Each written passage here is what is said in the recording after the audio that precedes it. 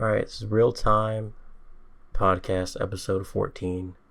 I'm Eric Dixon, joined today by just Boyce. We may or may not be joined by Eric later. We'll see.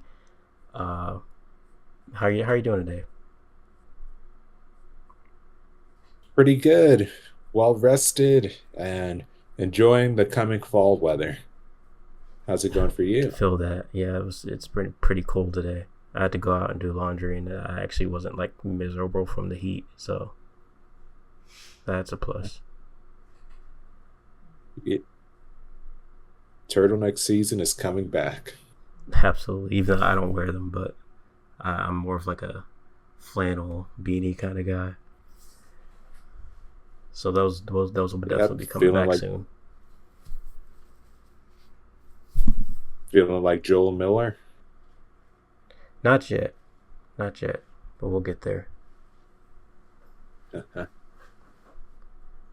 But yeah, a couple of housekeeping things I want to get out the way. Real Time Podcast is now on Spotify, Apple Podcasts, and a few other audio platforms. So if that's your preferred way to listen, we're now up the first 13. Well, there are 13 episodes, with the exception of episode 6, because for whatever reason, when I was like converting the things to MP3s, I couldn't find episode 6. I don't know what happened to it, so that will probably just like remain on YouTube for now. But that was the one where like the audio was kind of screwed. Like you couldn't really like hear me. I was super low. But yeah, I couldn't. I don't know if I deleted it. I don't know why I would, but I couldn't find the file for that one. So it's every other episode except for episode 6. But that was just a bottle episode anyway, where we didn't really talk about like any like gaming news or anything. So that'll be good for people who don't have YouTube Premium, because literally on YouTube you can't like, the only way you can like actually like turn off your screen and still listen to audio is if you have premium. So that'll be good for people who don't have that. It's like you were saying, boys, people can listen to us on the go and on the aux. I I remember a friend of mine told me they listened to us while they were doing laundry. Progress. No, yeah, definitely. But but yeah, so that'll be good for us. We're no longer just a janky YouTube podcast. We're out there. We're the real deal now. So yeah, I think that'll be good for us, hopefully. Um, and also scheduling. I want to try, because a big part of being able to grow is having like a consistent schedule, people knowing when to look out for you. I really want to try to get podcasts up every other Thursday, like bi-weekly, because I was surprised by how fast I was able to get episode 13 done, considering how many clips I had to insert and how many timestamps I had to do, because of we went over so many games from Gamescom. And I remember I texted Michael, who was our guest that episode. I texted him, I was like, I'll send it to you when it's done. It usually takes me about a week. And I ended up sending it to him, like, I think it was like Wednesday morning. Like, we recorded on Sunday. So I was surprised at how quick I was able to do it. Mind you, was I kind of like neglectful of some schoolwork and sleep, but I want to try to avoid doing that, which is why I'm giving myself a little bit more time and saying Thursday. Thursday, I feel like I can definitely have episodes done and up and ready to go on both YouTube and the audio like platforms. So yeah, try to be on the lookout on Thursdays. By before the end of the day Thursday. I'm not gonna say a time because I don't have it like that, but before the end of the day Thursday, new episodes of Real Time will be up every other Thursday, I should say. So yeah, I think that's everything I want to get out of the way. Was there anything you want to say, boys? Not much, but I will say this. If anyone's missing season 4 of The Boys, they have something else new in their Thursday time slot. Fair. yeah, like I said, hopefully I'll be able to, the semester's picking up, so hopefully I'll be able to keep with that schedule. But I think I can. I think I'll be able to do it, especially audio version. If anything, I'll at least be able to have audio versions done. Because even with visuals, like, we're very limited in terms of the visuals we do. I sometimes like to throw up like gameplay and trailers and stuff that's like relevant to what we're talking about, but it's never anything crazy. So it shouldn't be too hard of a task.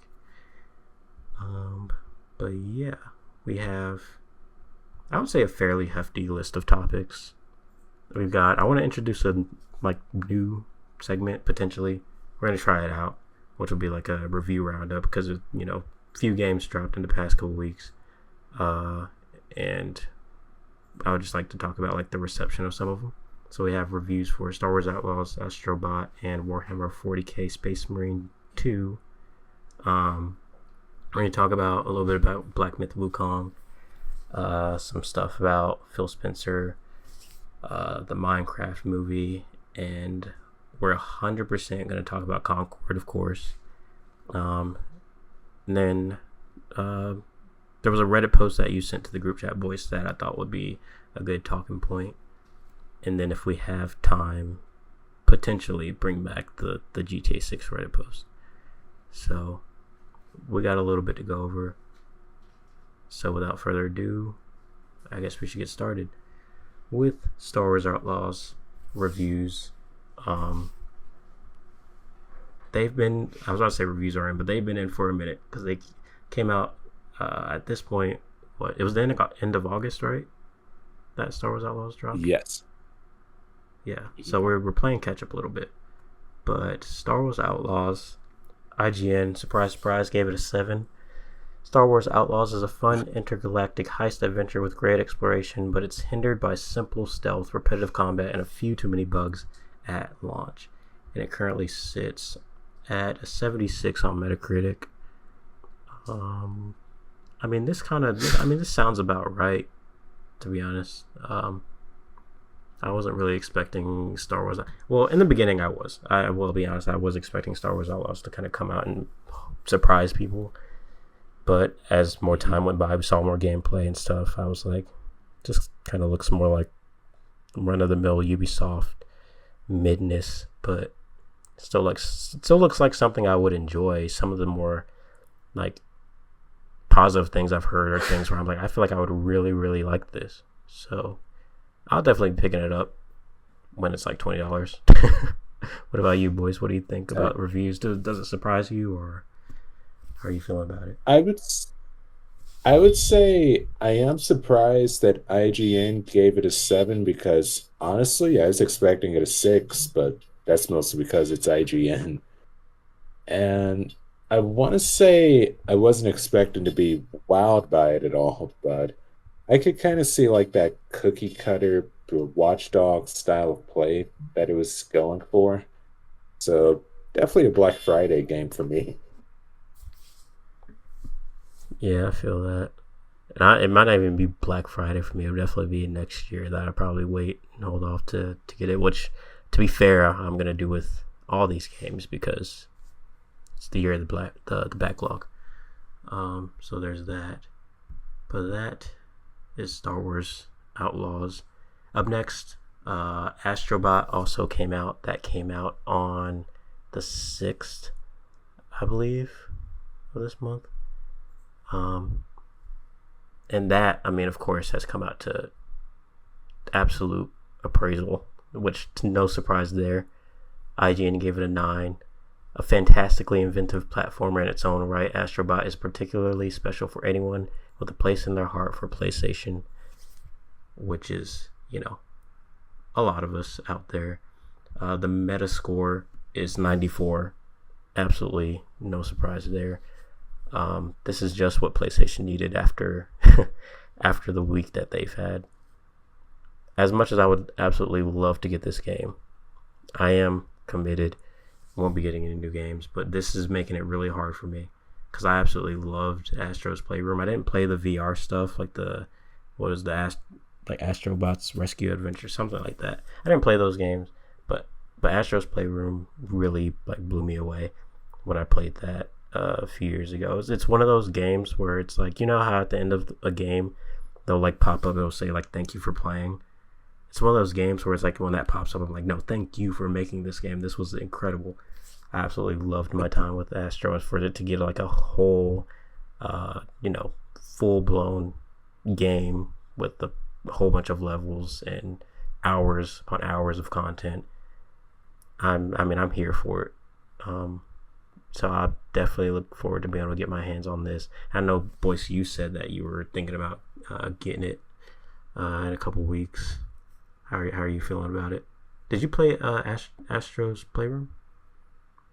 I did play Playroom, but I only discovered Playroom perhaps only a year after I got my PS5. Yeah, it took me a while to play it too. And it felt like such a great showcase of just what the PS5 is capable of. And for the past year or two, it's definitely felt like it's been hindered down a bit with some of the cross-gen titles.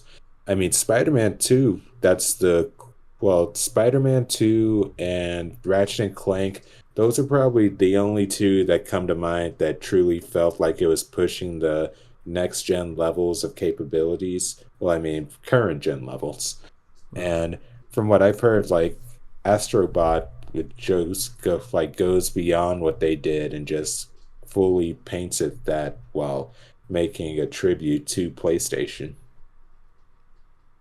Yeah, that was like the main thing that really like surprised me about Astro's Playroom is how it like honored the brand, but not in a way that was like cheesy or endorsing. It was just like it was full of heart, and it was also a good game in its own right. So I'm just like really, and some of the stuff I've heard, I've been trying not to look at too many, like I haven't really looked at many reviews for this. I read Michael Murphy's review. Shout out Michael Murphy, friend of the show. He was the guest we had on last episode. He wrote a review for Hardcore Gamer. I read his review, and that's the only one I've looked at. I haven't really been looking at too much because I want to know a whole lot because I really want to just experience this game for myself whenever I actually get to. But yeah, it looks like Astrobot might be. I've heard people saying it's like the like best reviewed game of the year so far, which is insane. But yeah, What I find if we don't get any more like really good PlayStation exclusives for the rest of the generation, at least we got Astrobot. Indeed. And what I find so interesting is just the way it's such a great throwback to the days of Ratchet and Clank and Sly Cooper that it almost certainly disproves the notion that some people have about too many games going for realism nowadays or just trying so hard to be cinematic when Astrobot, it's a platformer at heart. Yeah, yeah. Team Asobi, they're doing their thing with those games. Let them cook, man. Let them cook, Sony, please. We need this. But yeah, if you're ready to move on to Warhammer, we can do that. Definitely. Have a feeling this one will be a cult classic. Yeah, it's looking pretty good. IGN gave it a 8. Warhammer 40k Space Marine 2 may not break the third-person shooter mold, but it looks amazing, makes good use of its Warhammer lore, and has brutal combat that just feels great.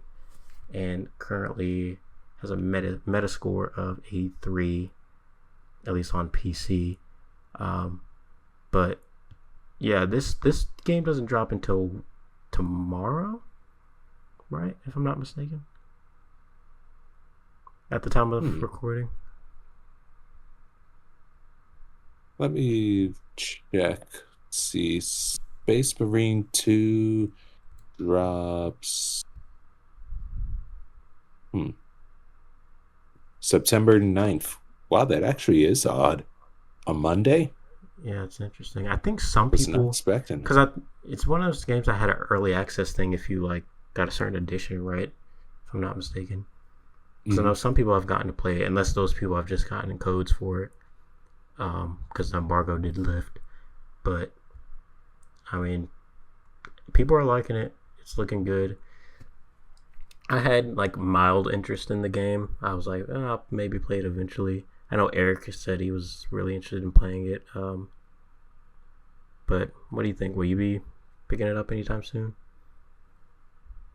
Uh, Definitely going to be another Black Friday game for me because, I think they chose the perfect time to release it because when a year or two ago, when Henry Cavill had announced that he was going to be going over to Amazon to do the Warhammer TV show, I just scoured anywhere I could to try and find any kind of books or anything like a good entry level into the Warhammer universe, but literally nothing except for Warhammer 40K, the first one, which was trapped on PS3 and 360 plus PC. Yeah, I heard that one was And great. I even got to play the demo at the time, like when it dropped in around 2011, I want to say. And it was really good. It was so British, it was so bloody, it was so it felt almost like uh, what I wanted the other games to have, like that Gears of War type art style. And this one, it looks like such a great expansion of that while kind of going broader in scope and whatnot. And it still has pretty good voice talent from what I've heard because Mark Strong, the guy from Kick Ass and Sherlock Holmes and a bunch of other better movies, he's voiced the main character in the original, and he got replaced for the second one by Clive Standen. Wow. Yeah, I remember hearing like the news about that. That's the Warhammer 40k reviews. That's our review roundup for this episode. Hopefully, eventually we'll get to a point where we're able to actually play a bunch of games upon release and be able to talk about them. But me personally, I just don't have the time, the funds, or the even if it wasn't the year of the backlog, I just wouldn't be able to do it. Which is why you know hopefully you and Eric will be able to pick up some of that slack a little bit. Yep, we will play with you in mind. Yeah, you guys got either one or both of you have to play Shadows. For me, you have to. I I just might only if GameStop offers that bring it back the next day thing. That's where you're at. I mean, it's like Ubisoft. I think the last game I pre-ordered from them was Prince of Persia: The Sands of Time remake, but sadly, nothing. That's fair. I pre-ordered Mirage. That was kind of a disappointment, but I mean, a part of me is kind of glad it is the year of the backlog because I would definitely be picking up AC Shadows day one. I don't need to do that to myself. So Eric is probably like the second, uh, you know, Assassin's Creed fan right under me. So I'll have him play it and report back with his thoughts. And sadly, as I've said before, I've never actually even finished an AC game. It's like I go in for the experience and I love it, but then somewhere along the way I just fall off and I don't even know why. Yeah, it's not for everyone. Can't really blame you.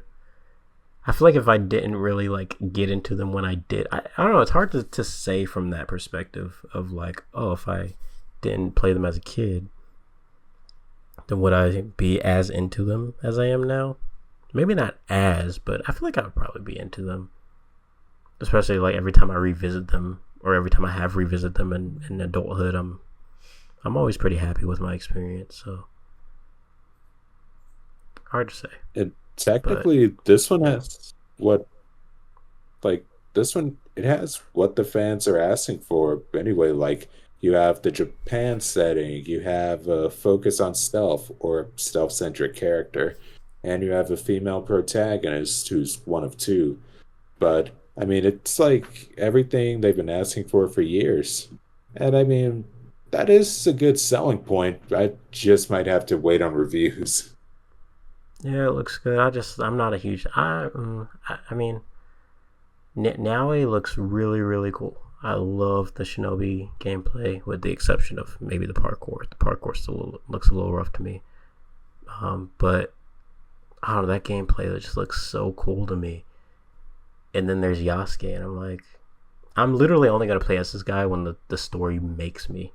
That's not what I'm here for. Like, I'm not playing an Assassin's Creed game to be a huge brute. I mean, I accepted it when it was a Viking, because at least like Eivor could still do like assassin type things. But it seems like Yasuke literally can't do any of that. He can't do leap of faith. He can't really be stealthy. He can barely do parkour. He's literally just like a brute. And I'm like, if that's your playstyle, cool. But like, it's an Assassin's Creed game at the same time. So I feel like that choice is a little bit odd, to have like two completely different playstyles.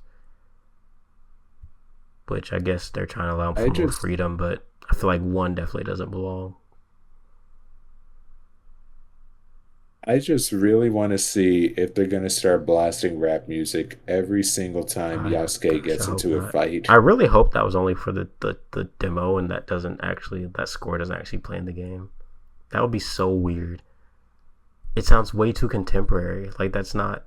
And I mean, mind you, Assassin's Creed always throw in a little bit of like their own thing in their scores and stuff like that. Like, you look at some of the Jesper Kid stuff, like Finished Rooftops and Earth and stuff like that. But like, even that still, for the most part, sounded pretty grounded, though, even with the use of like the electric guitars and stuff. I don't know. I don't know much about music or scores. I just know that would take me completely out of it. Zack Snyder actually did the same thing for Wonder Woman in his cut of Justice League. Like, every time she lunged or did an attack, he would play like this theme where it was a chorus screaming, I think. The hell? Yeah. Or like, I will say that the Boondocks did it so well with Uncle Ruckus that I couldn't help but laugh every time. They did, yeah, man. That's a throwback. I haven't watched that show in so long. True classic. For real. Wasn't a huge fan of season 4, though. I don't think I saw all of it, to be honest. Season 4 is one of the biggest bastardizations of an IP ever. Because that one doesn't really count, because the original creator didn't work on that. Yeah. I think he was busy working on Black Jesus at the time. Oh. Well. The first 3 seasons are still a hit. More so the first 2 seasons, I'll say. 3 has some good ones in there, but I really like the first 2. Definitely. Perfect trilogy. The perfect trilogy doesn't exist. Oh, there it is. Oh man. Black Myth Wukong. I just thought I would throw this in here because Black Myth Wukong, we never really talked about it after the release, but that game came out, huge success. Sold, I think it was over 10 million in 3 days. So yeah. Jeez. It was a huge success. Did absolute bits. But yeah, it even looks like, I know I was literally just telling you before we started recording how like I was like, I don't know if I want to play a game where you're supposed to die like 80 times on a boss, but this isn't a Souls game, so I might be more into into it. But the gameplay just looks really fun. I was looking at some of the reviews and stuff for it. I'm just like, I feel like I would be into it. But yeah, it's looking good. I'm really impressed because it comes from a studio that only had experience making mobile games. So they went from that to this, which is insane. And also on top of that, the Chinese mythology and the Journey to the West inspiration just definitely played a role in that. And also because I know that the laws in China are different when it comes to like gaming and stuff like that. But this has been like a huge win for even the industry over there. So basically, yeah, Black Myth Wukong was a huge success. I forgot, Boyce, did you say you were going to be picking this one up? That one also might have to wait till Black Friday, or at least any Felt kind of that. sale Your haul opportunity. is going to be crazy this Black Friday. Yep. And hopefully it won't involve me having to drive in the oncoming lane when I went to go pick up RoboCop last year. Whoa, what happened there? So I was headed to GameStop really early in the morning before I had to go to work, and because of some cones that were on the left side of the road where I was going to turn into, like I had assumed that those cones were blocking off the road, and I drove so I would miss the cones. But then I look right in front of me and I see a turning arrow, and I'm like, huh, they must be working on this road still or something because they put the arrow the wrong way. But I get further down, and then I realize I'm on the wrong side. And luckily, no cars saw me or were coming from that direction. And so, while no one was looking, I just drove over the medium just to get on Oh the my right gosh. side. And yeah. And then, I was so quiet because I was blasting Depeche Mode while I was driving, and I just turned off the CD player and I just drove to GameStop in silence, not even saying a word. It's so funny how that's such a real occurrence that I've heard happens. It's like you almost like crash or something, and you just like the music just completely shuts off, and you're just like, nah, the mood is just completely ruined. And all that for RoboCop, which was a great game. I I was gonna just say it never was got probably around worth to it. finishing. Yeah, I such think great I think you need immersion. a year like mine. I think you need a year of the backlog just go through and finish everything.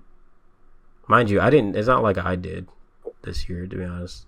I didn't really finish. I didn't really, realistically, in terms of my actual backlog, I gotta confess, I didn't really make a whole lot of progress. There were so many games where I was like, oh yeah, I want to finish this, or I want to finally like play this game that's been just sitting on my shelf, and a lot of it has really just been me like replaying games.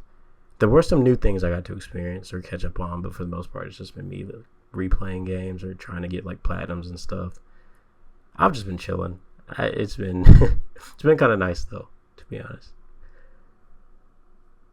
I really do, because there's so many great stuff in my library, like Soma, Alien Isolation, and even, gosh, what else?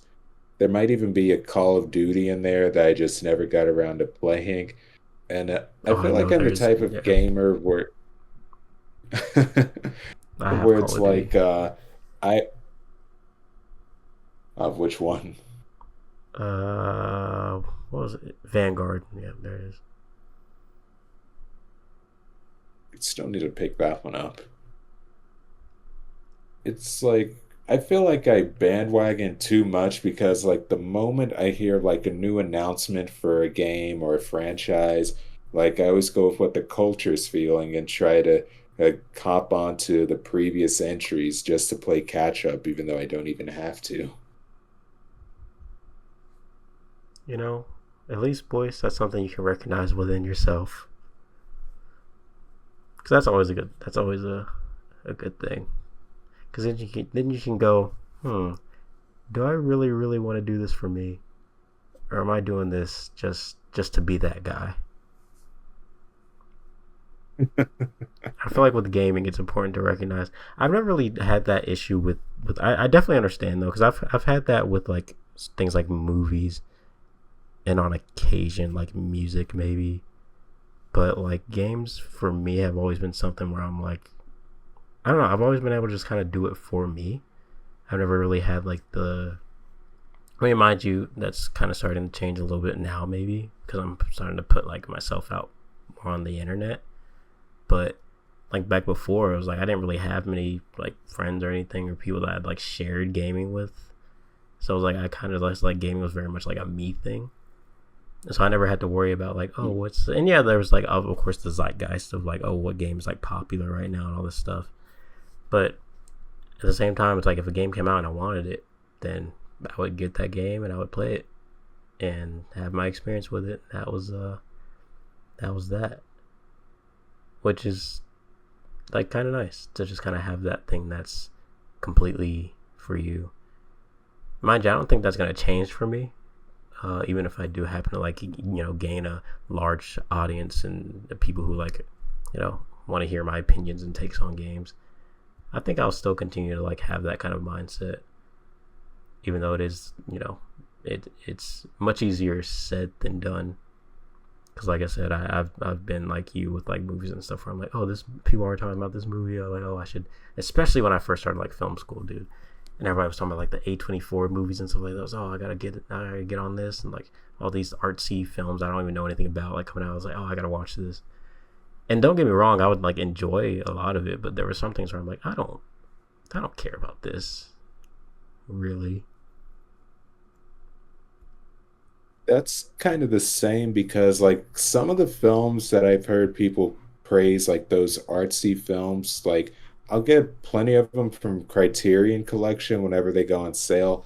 And I tell you, when I try watching them on some days as a casual viewing, like it just turns into a snooze fest for me. Even though the films are well made, I just can't help but fall asleep on the films of someone like Peter Weir or someone like Jules Dassin. But still, great stuff. I just need to find the right day for it.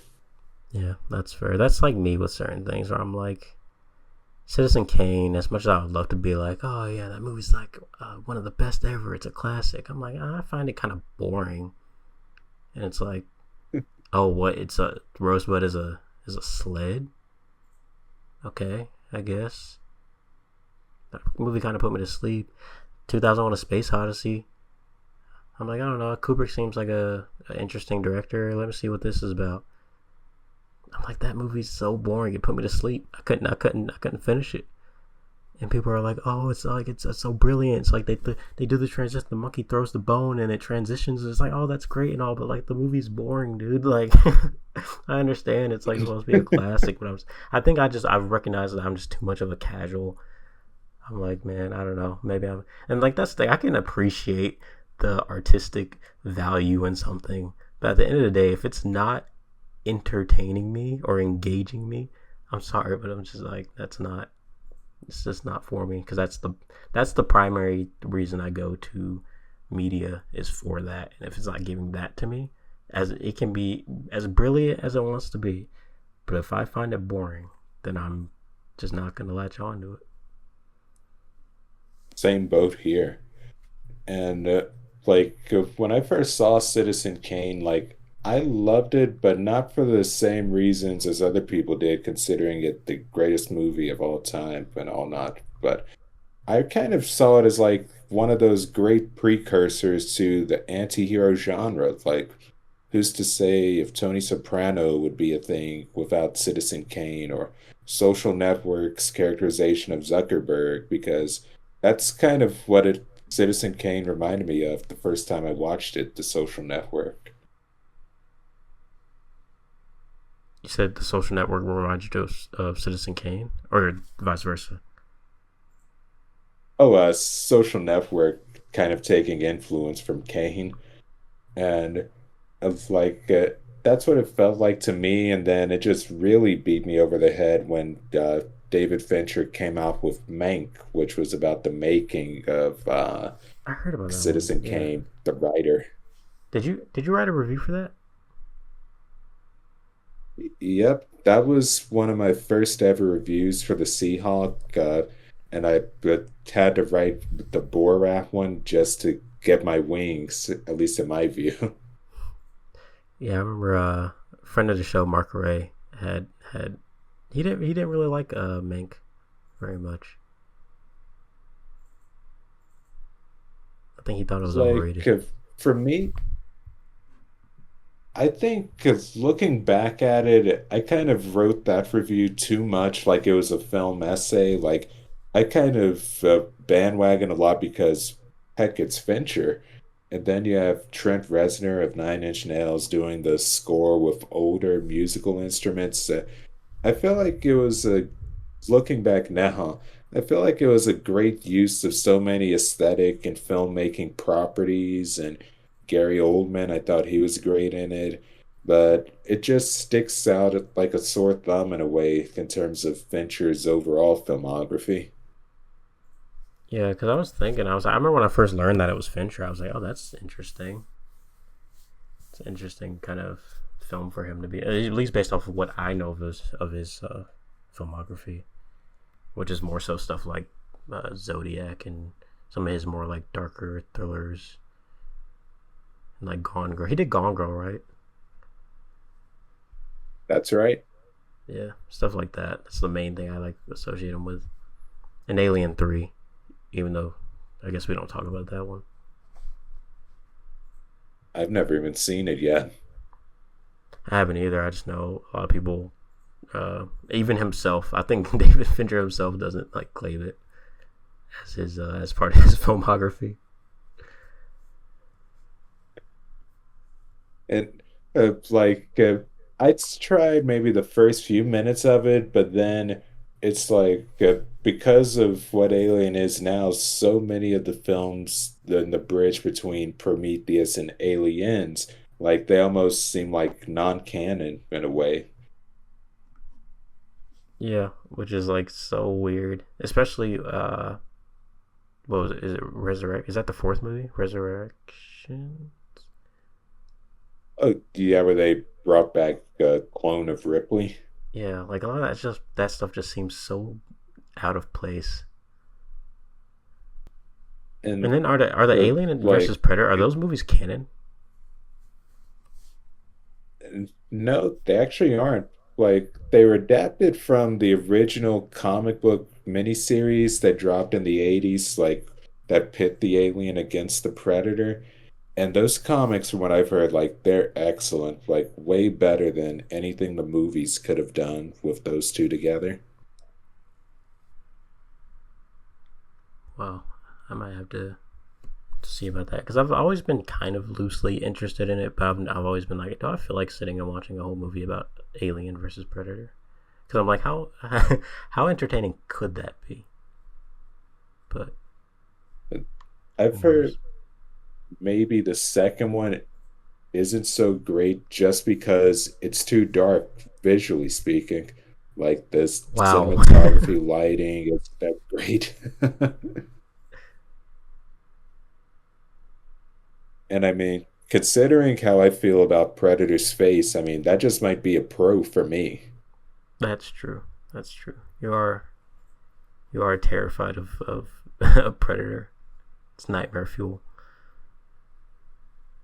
Yep, Which that's the really, which way I genuinely clear up surprised my when you told me sinus. that. That genuinely surprised me because I'm like, all the stuff I know you're into and that you've seen. I'm like, that's the thing that scares you. Yeah, it's like I could be scrolling a web page or YouTube or anything, and the moment I see that thing unmasked and it catches me off guard, it's like it jump starts my heart a bit and it clears up my sinuses. Oh man. In fact, like it's just the idea you have this big hulking alien monster that's like 7 feet tall or even taller than that, and then like it approaches you and it has like this face that's just reptilian and insect-like, and it really is like something that would give me a heart attack probably if I saw it in real life.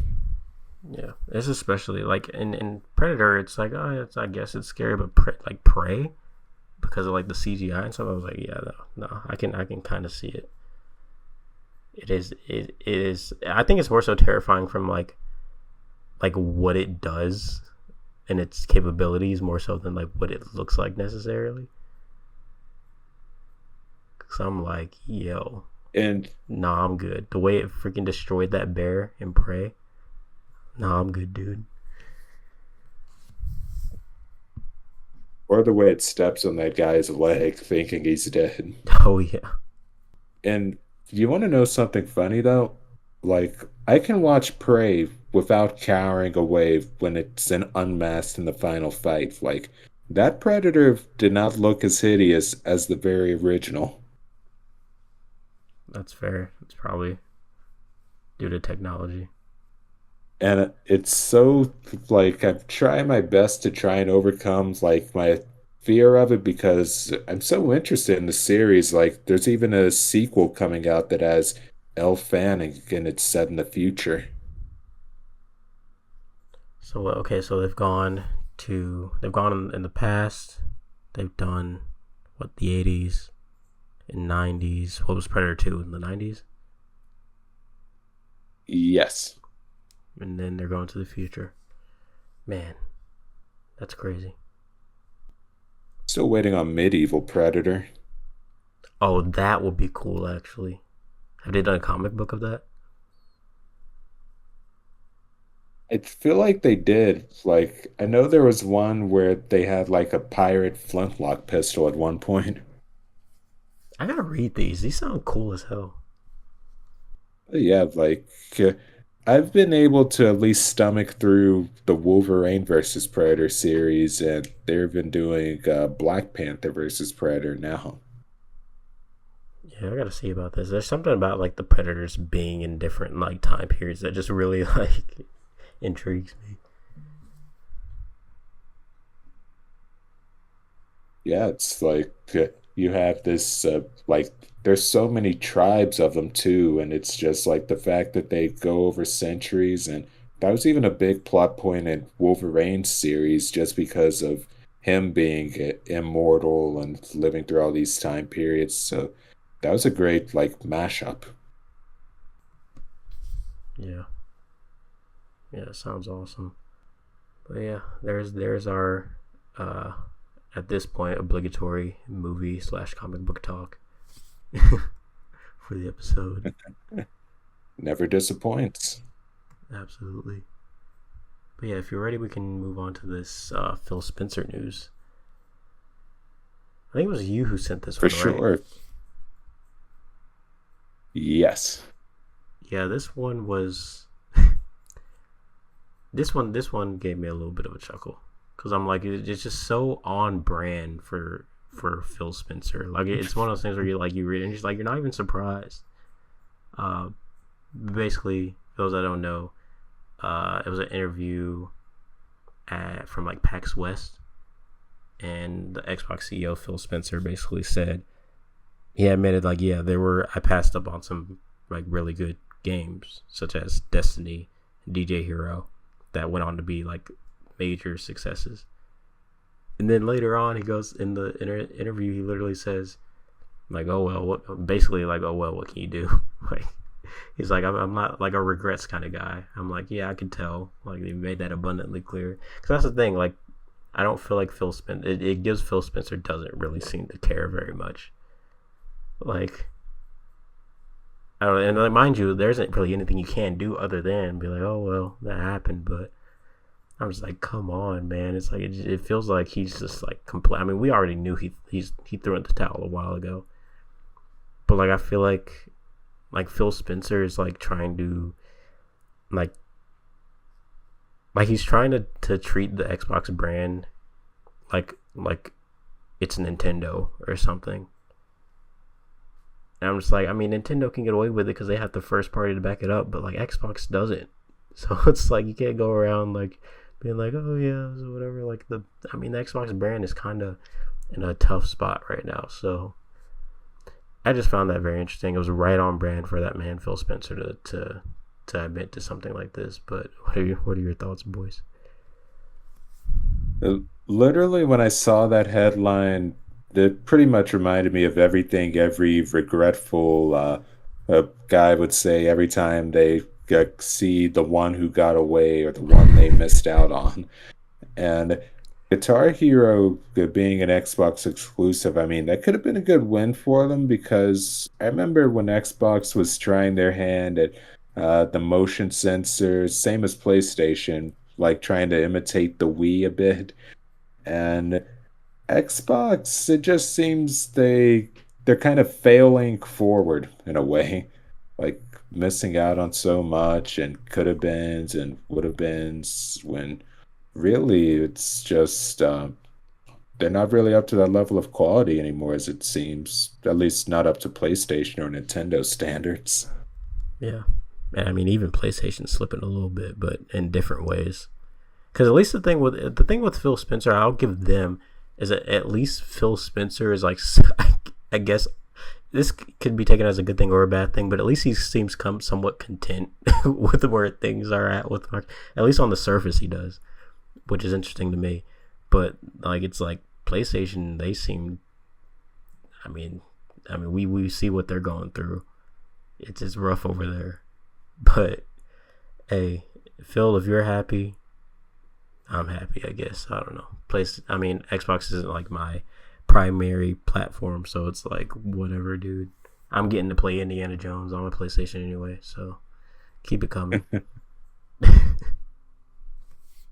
And really, that's kind of what Xbox always needs to be, is just the comfort console. Yeah, I'd agree.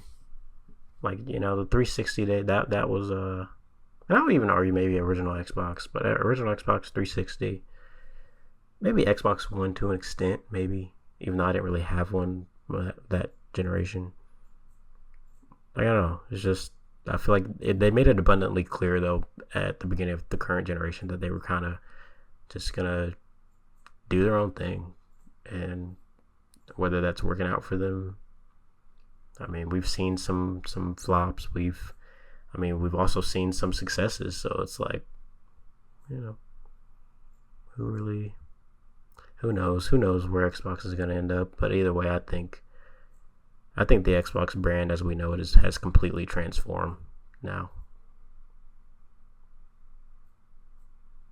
Yeah, I mean, Black Ops 6 is due out next month. That'll be the real playing field, it Whew. seems. Oh man, yeah.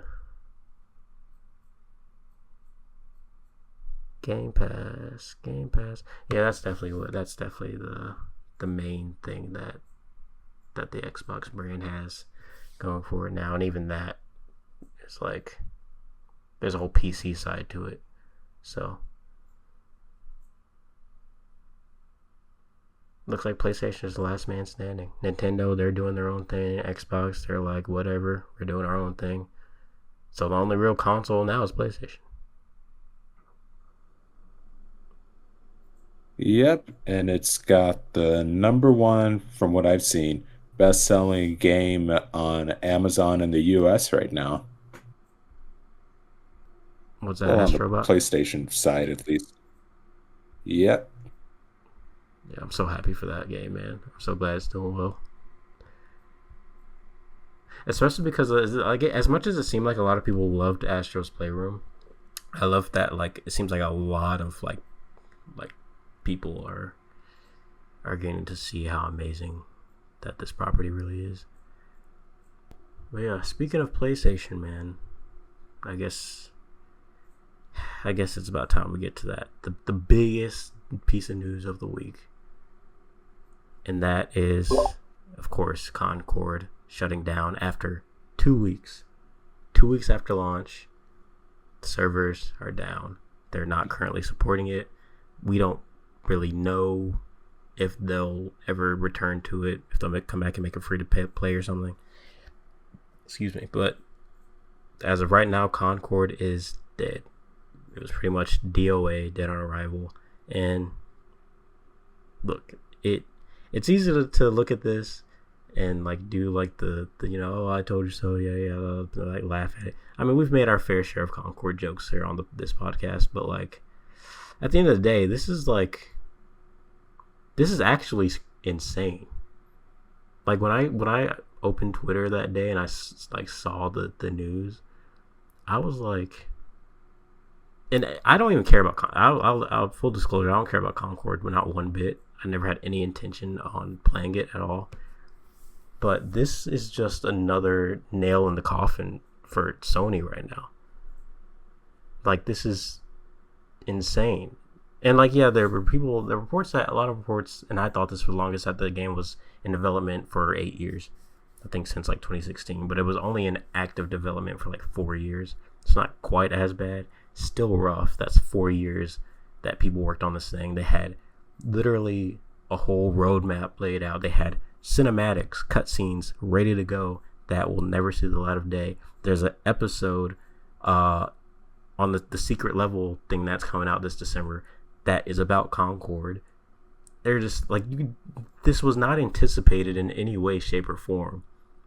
And the crazy thing is that, yeah, if this was a situation where the game was like terrible, like if this was like a Redfall or a Day Before, which was like literally a scam, this would be different. But this Concord released, it was polished.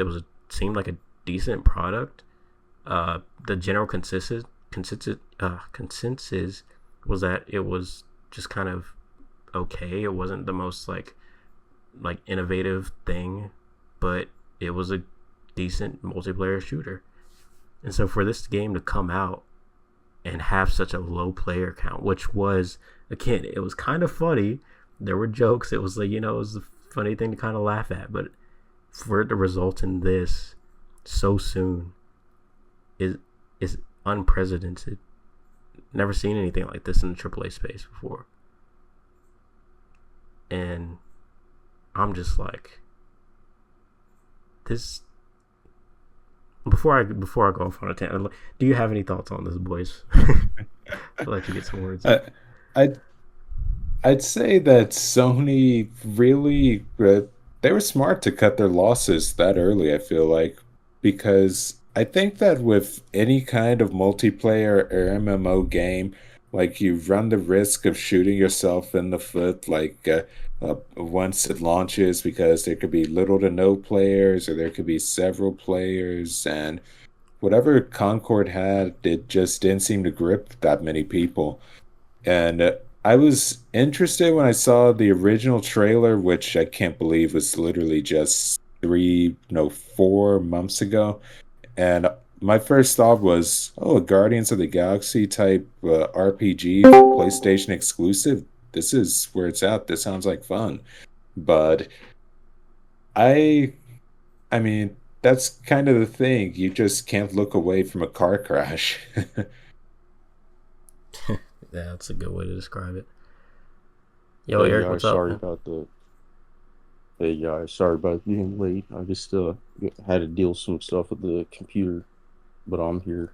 I know I got you. there's somebody Y'all good, talking to man? me. I'm good. I'm good. Yeah. All right, Yeah. cool. Welcome in. Yeah, we're gonna catch you up real quick. Yeah, so we're just talking about the Concord situation. Oh yeah. That's crazy. This whole week, in 1 week, man. That's the most it was. I forgot. There was like another game, but it was a year, and this is like 8 days. So Yeah, it was very short lived, but yeah, we were just talking about our initial kind of like reactions to like the cancellation, and so, well, I guess you could, yeah, it's definitely a cancellation. I don't think they're gonna be going back to this game at all. But yeah, man, you got any thoughts on this, Eric? yeah, I mean, it's really sad. I mean, I think it's interesting how Astro came out the same day, and I mean, it had way more. I mean, that's just the message they needed to hear. This is what Sony needs to be about, not whatever this was. And all the interviews and what they're saying about being there for 8 years, in development, and then just to see all the work that these guys did, it is kind of sad. It's pretty. It is disheartening because it's a lot of work, man. But I mean, no one wants to play it. No one's gonna play it. So I'm curious to see if they're gonna put it on sale or whatever it's gonna be, because they're already accepting refunds, and I've never even heard of that before. So I don't know, man. It's curious. I don't know if it's gonna be on PlayStation. It's probably 100% gonna be on PlayStation Plus, right? That's what I feel like. That's what I would do, but If I they don't know. would It continue to really feels like support it. they. Yeah, they have no faith at all. That's what this is saying. So just think about what it could have been instead, man. This time and money, like what they could have been making instead, you know? Yeah, that's the thing that really Matt, like kind of irks me. But sorry, go ahead, boys. oh, I was gonna say, imagine if this was a litmus test because, like, you put out Astrobot and you put out Concord within the same week of each other, and even if one is a big risk that they aren't used to taking, the other wins. And even then, with the new episode of gosh, I forgot the show's name already. Secret But level. then that can yeah. When Secret Level drops the Concord episode and that regenerates some interest in it, and it's almost like a stealth strategy in a way, like just to kind of salvage whatever you can. So I don't think that's gonna happen. Honestly, I think that yeah. I mean, I wouldn't even release that episode, man, just because. Yeah, it's But I rough. mean, it might be good. Just like Wouldn't it be erase it, tragic if it was, erase it. dude? I mean, hey, dude, it's already tragic. I mean, this Yeah, is just that's like true. what's it called, like a mass when they're like a eulogy. That's what it basically is for this game. You know, here's this swan song. We're never gonna touch on it again, but here's your pseudo Guardians of the Galaxy. You know, multiplayer game. That's I the can't thing, believe it's man. $40.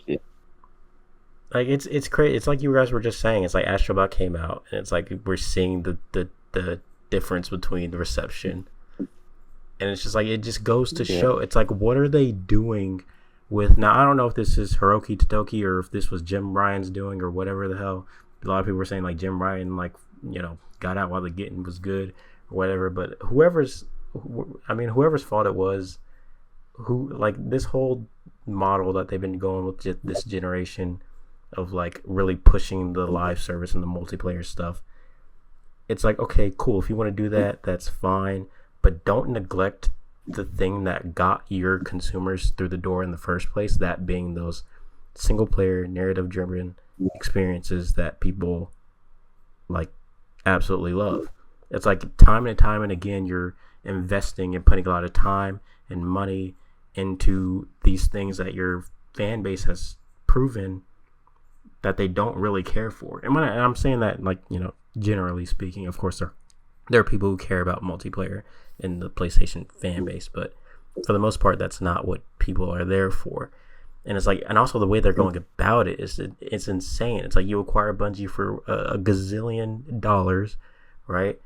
And what do you have to show for it, man? It's like literally like what was that game they were working on? Marathon, delayed indefinitely, probably in development hell. Who knows? Factions 2 canceled. Concord Well, shut down. Like what are we doing? It's like okay, and then it's like okay, Helldivers 2, right? That performed well. Okay, yeah, sure. mm, Congratulations. That's the exception to the rule though. Like look at all this stuff hmm that's like happening with these hmm games, and it's like PlayStation just doesn't know how to go about the multiplayer stuff. I'm sorry. It's just yeah, they don't. it's not looking good. And it's like, oh, look at the success of Astrobot. Look at the success of games like, I mean, Spider-Man 2 wasn't like, nearly on that level, but like Final Fantasy 7. It's like you have these games that they come out and people clearly love them. There's a good reception to it, and it's working for you. Yeah, So I don't understand. It's like I said, there's something wrong with trying to try something different and try to push for more multiplayer and live service because it could be could be good. I mean, look at Helldivers 2.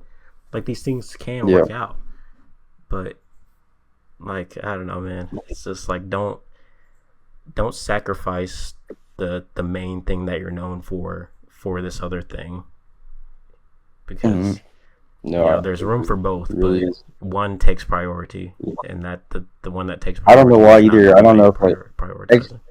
yeah, Xbox isn't even really. I mean, they never cornered this, so I guess this is just about being greedy and wanting more, than you can chew. Just get as much revenue as you can, because that's what these games are, right? This is why we hate them, right? Because Yeah. we know that it's not really just about content and a complete experience. It's about, you know, Game Pass and, DLC and, just live service cosmetics, and that's not what it's about. We want. Yeah, I think for me, a lot of the sentiment is from the Suicide Squad. I just keep going back to that. That's where my issues start. Where I'm tired of this, and every time I see it again, I'm just like, go away. Except for like Yeah. Marvel Rival, like stuff like that, where it's by design, free. And not rock steady. Because you imagine if Naughty Dog came out like, hey man, we're making I'm trying to think like some new kind of game. Like I'm trying to think like, oh, you play as, what's his name, the brother of Joel. What's his name, Bill? No, that's not it. Uh, Tommy. If they made if they made, hey man, we're gonna make a Tommy game. That's the next sequel, and we're gonna call it the Hunt or something, right? And it's a sequel, but it's like you're not playing as Joel or Ellie, and then all of a sudden they're like, oh yeah, it's actually, you're shooting at humans and there's no zombies at all, and there's a live service plan. I'm like, what the fuck am I hearing right now, dude? That's like what I feel like. You guys aren't supposed to be doing this, not What's you crazy is that guys. doesn't sound far fetched, dude. That doesn't sound Yeah, crazy. dude. That's what they did though, dude. They're like, here's all these four characters, Harley Quinn and the Shark, and you're gonna shoot guns, and this is not gonna have combat, and it's live service, and how many years, you know, Yeah, and now I we're see. getting I the see what you're right saying thing. though. It's a good point to bring up. Is because like we can say like, oh, live service, live service, live service. That's not inherently a bad thing, right? It's like, but they consistently make it a bad thing when you take something like Suicide Squad and turn that into a live service model. It just doesn't work like that. Look at Guardians of the Galaxy. Like that game was a major Mm. success. And then you look at Avengers, you look at Suicide Squad. It's like why do these games have this model? It shouldn't. If you want to make a live service game, make a live service game. Don't take something else and make a live service game out of that where it doesn't belong. Because you And can't that's do the that. You issue can't here. like optimize. We've already seen it. And what's up with this obsession with superheroes, man? Trying to like turn that into the live service. DC Universe Online. I'd say that was a real big thing back in like the early 2010s. Yeah, That's the true. I issues did they play try to that a use that bit. combat to optimize. But yeah.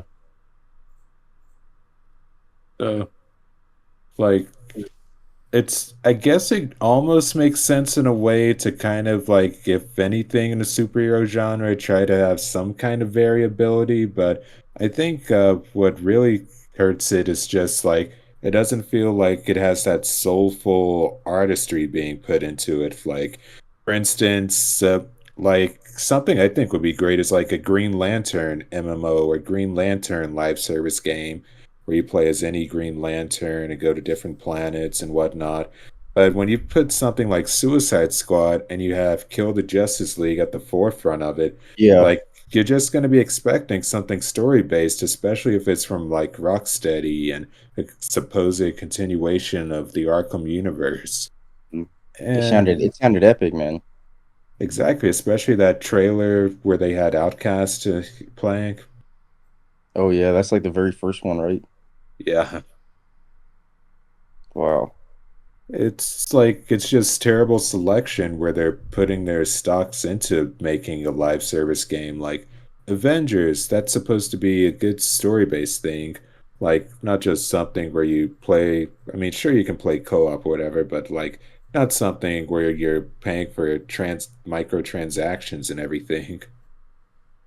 Like Yeah. something with longevity is what they need to do it right. Yeah. Yeah, just something that is fun, and we've seen Helldivers 2. A lot of why it succeeded, I think, is because it's still fun. It's unique. It's new. It's Metal Gear Solid 5, right? And we haven't had mini games like that, but I mean, Suicide Squad is just like every other. I mean, it's basically Saints Row 4, right? You just jump around and shoot people. Yeah.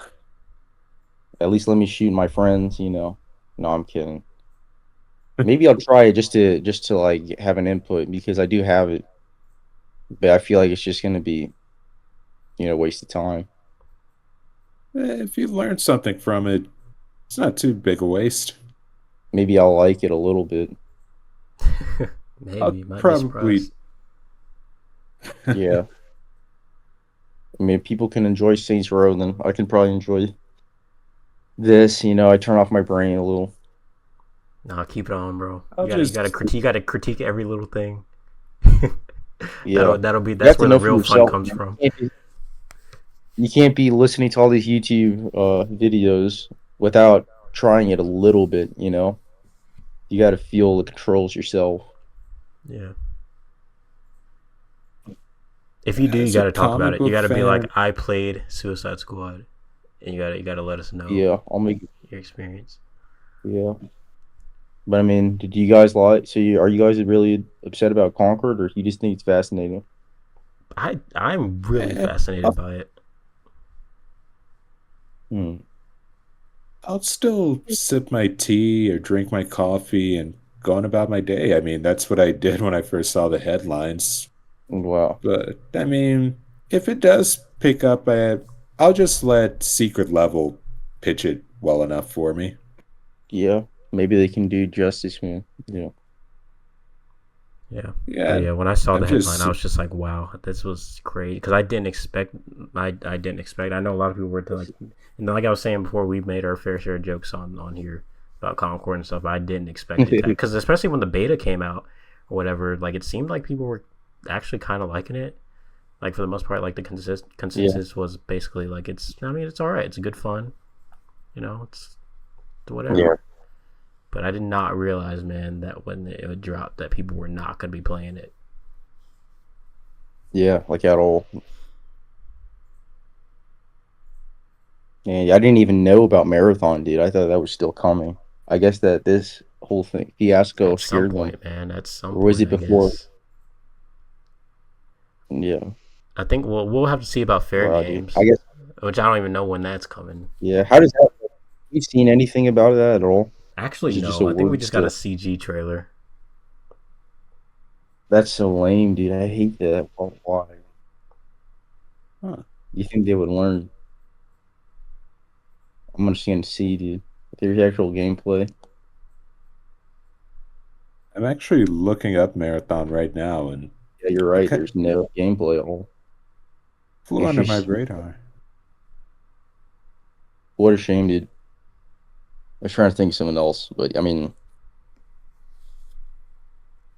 the thing, yeah, I was gonna say, yeah, dude, this is basically our Redfall, dude. This is like Sony's Redfall, except this was actually good from all accounts that I've heard.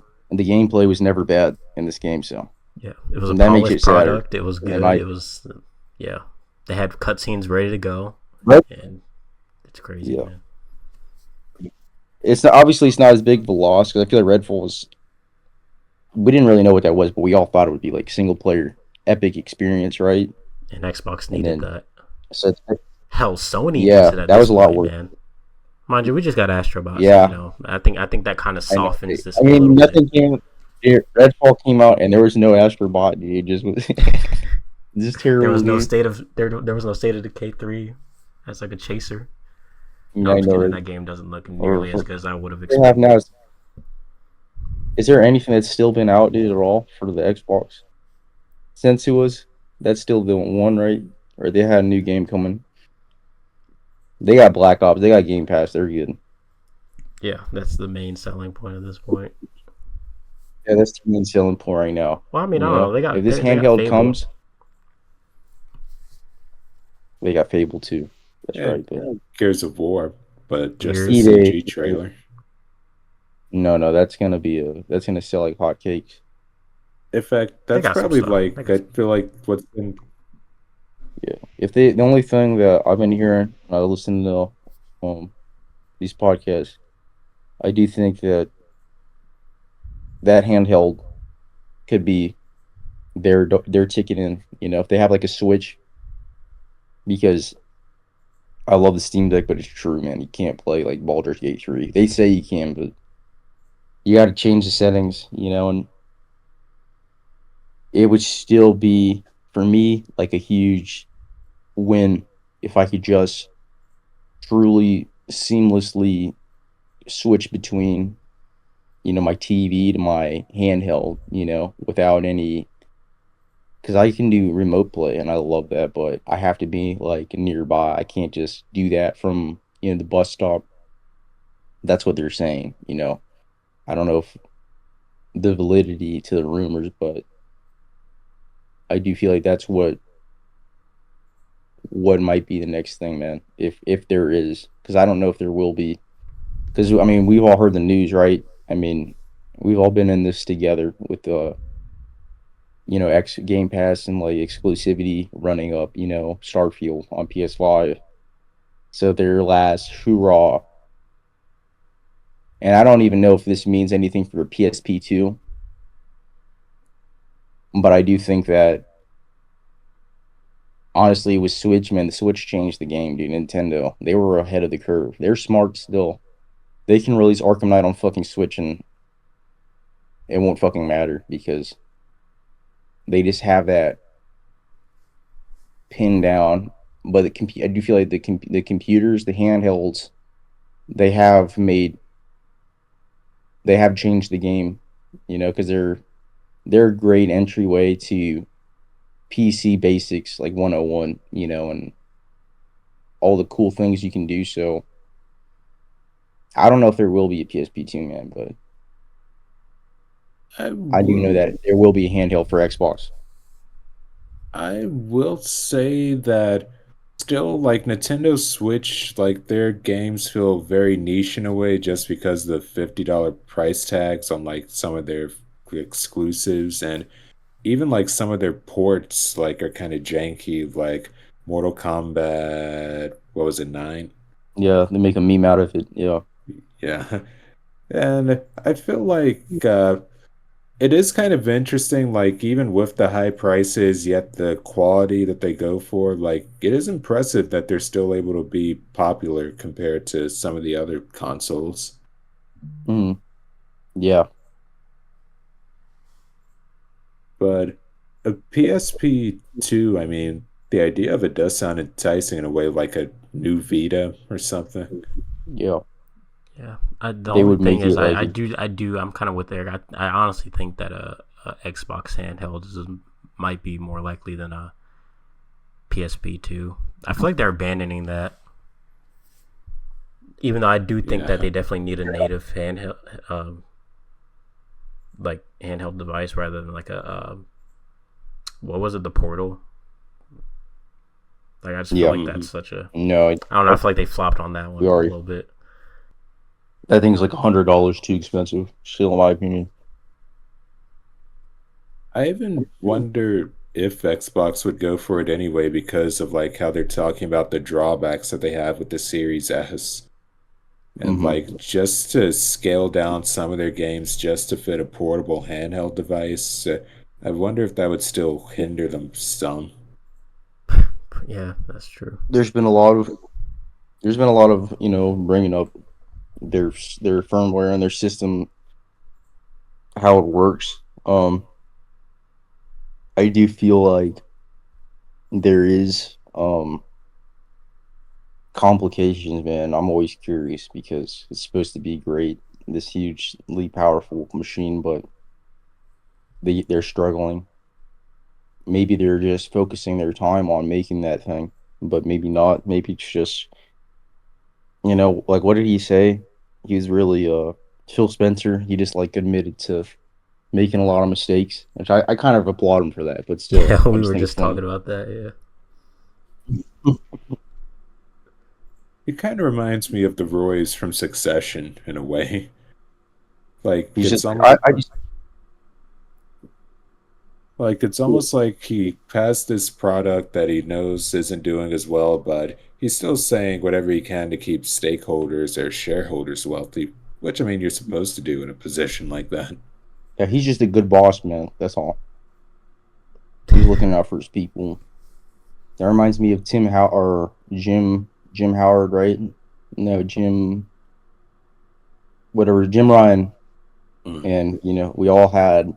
I guess the fans didn't really, but all the people that worked for him were like, he was a great guy. We loved working for him. So maybe he still got his he got cards up his sleeve. But yeah, man, Concord, rest in peace. August 2024 through September 2024. I saw somebody say that like if it would have came out earlier, it literally would have been like August 2024 through August 2024. Like quite literally DOA. That's insane, man. Yeah. Wow. Dude. I wonder what he's saying right now.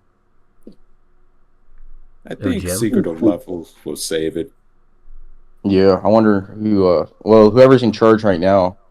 I think it's Hiroki Totoki or whatever his name is, the interim CEO. Yeah, I don't think they have a permanent CEO yet. I'm not sure. I don't quite know, but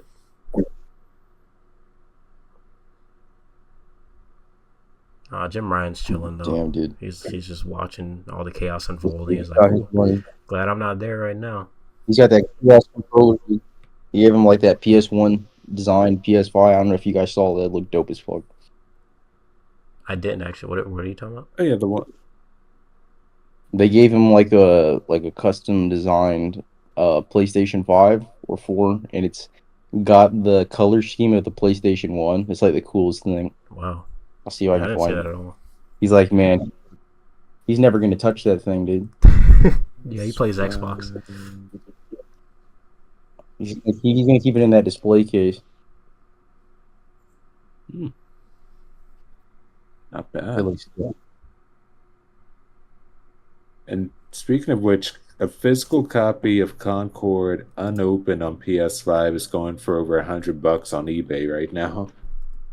That's hilarious, dude. I mean, that's a real only piece gonna of keep history, going. man. Yeah, it really is. That's crazy, dude. Let me check this out. That is a relic. Those controllers look so cool, dude. I was listening to Kind of Funny, and they were like, we knew that game wasn't going to work because we always get a controller for every game. And we didn't get one for Concord. Is that true? Is there a controller for every game? That like is supposed to be big, or like exclusive, and they were marketing this game that got a controller. There was one for Spider-Man, Astro Bot, God of War. And they got one for Concord even, and it looks honestly, it's the coolest one it's like the dopest looking controller. It's going for $285 on Mercari, the Concord controller. Yeah, dude, doesn't that look dope? It does. I almost thought it was Horizon at first before I saw Concord on it. They could go with anything. It just looks like a cool space design. And $500 unopened on eBay. Golly, for the controller. That's rough, yeah. Man. I can't believe. I'm still in shock. I can't believe this game, man. Nah, dude, they did it. They deserve this, man. I mean, they had every step of the way to make this free to play, and they kept on. Man, dude? I don't know if you seen watch the Aquaman was gonna video, be the move. Dude, I thought they were gonna do that when they saw the low player count. They were gonna, all right, let's fall back for a second. Let's make this free to play. But I guess that would have required too much. I don't know. I have no idea, man. I'm not a game developer. They already accepted too many people's money, dude, for that pre-order. That's what it was. They already accepted all these. And honestly, I mean, as soon as they said the refund, that's a huge article. That was like a headline. Yeah, because PlayStation doesn't do that shit. Yeah, that's probably what they were trying to avoid. That's why they didn't want to make it free. Because that's already like a huge statement for the state of the game. Has there been any other single-player game to behold a fate almost as bad as Concord's besides Cyberpunk upon release? These two are just like Cyberpunk. There's always, yeah. I can't think of any. I think that's a It's testament to even how so bad weird. Cyberpunk was when it came out. Golly. Yeah, Yeah. trying to hide the reviews and everything, and then that one gameplay video that leaked that showed the car wreck that just looked so janky. Yeah. Well, how long did Battleborn last? Battleborn. Yeah, Hmm. because that's a game that's kind of similar. It never really took off, but never like this. I don't think. I'm just looking at games, but I don't think so, dude. I think this is still like this is new. We never had this happen before. Yeah. All these Oh other yeah, publishers Battleborn. gotta take note. Don't be like Sony. The Culling. I don't even know what the hell that is, dude. The Culling 2? Do what Sony would do, but also don't do what Sony would do. Don't do anything they would do twice. Really good. Yeah. Stay in your lane, Sony. You know, we don't want you to. This is probably why fucking all the games we actually want take forever, dude. Because they're time out, guys. We know you want Wolverine. Let's spend the next 3 years working on Concord though, because that's what matters. Listen. You always bring up Wolverine. You got to chill out on Insomniac, man. They're the one studio that actually they're exempt from us getting on their ass. But Naughty Dog, Sucker Punch, we can get on their ass. But like, we know you want Infamous. You know you want Ghost of Tsushima on. They already have. That's the thing, dude. They already have all these. They have all these franchises they've created, dude. You know, they're always focused on making some new mascot, and they fucking have Infamous 2's over here. Like, bro, Infamous is begging for a new game, dude. Fucking Sly Cooper. You know, fucking Ghost 2. Fucking, another God of War, dude. I'm trying to think of all the personal exclusives they have. I just want. Oh, sorry. You're I just want Siphon Filter back, and that was back in 2010 since. Oh yeah, and that's the thing. I could have. There was a rumor. I could have sworn there was a rumor they were making a new one. Like when I first. Well, no, I didn't even know anything about Days Gone until I saw the initial reveal, but literally I thought Days Gone would have led to a new Siphon Filter remake or remaster or even reboot, because, there's no espionage games today. I'm trying to think. Dude. Talk about a Sony tragedy. I think that game is a Sony tragedy. That definitely deserves a sequel. And, I saw something last night where it says John Garvin was kind of pissed off about Deacon being a part of Astrobot. Oh yeah. Oh man, the thing about John Garvin, a lot of people at this point, it's kind of a meme of how much he's on social media, like complaining about like the fate of Days Gone. But at the same time, I'm kind of with him. Like, I'm with him, dude. I'm pissed off too. I'm like, I would have loved that ending, dude. I worked to get that secret ending and the tease. Like, it was setting up something so interesting. And then, nope, no sequel. Deacon was an amazing. I think Deacon was great. He was an amazing main character. Come on, man, like that. I gotta revisit that game.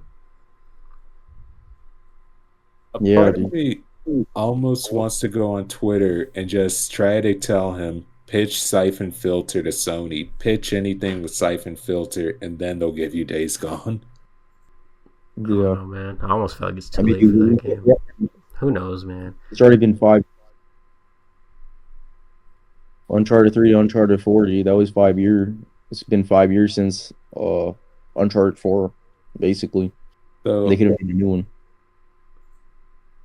That's actually kind of what I'm so scared to look up. Well, actually, no, it probably isn't likely, but I wonder if Siphon Filter has any references in Astrobot.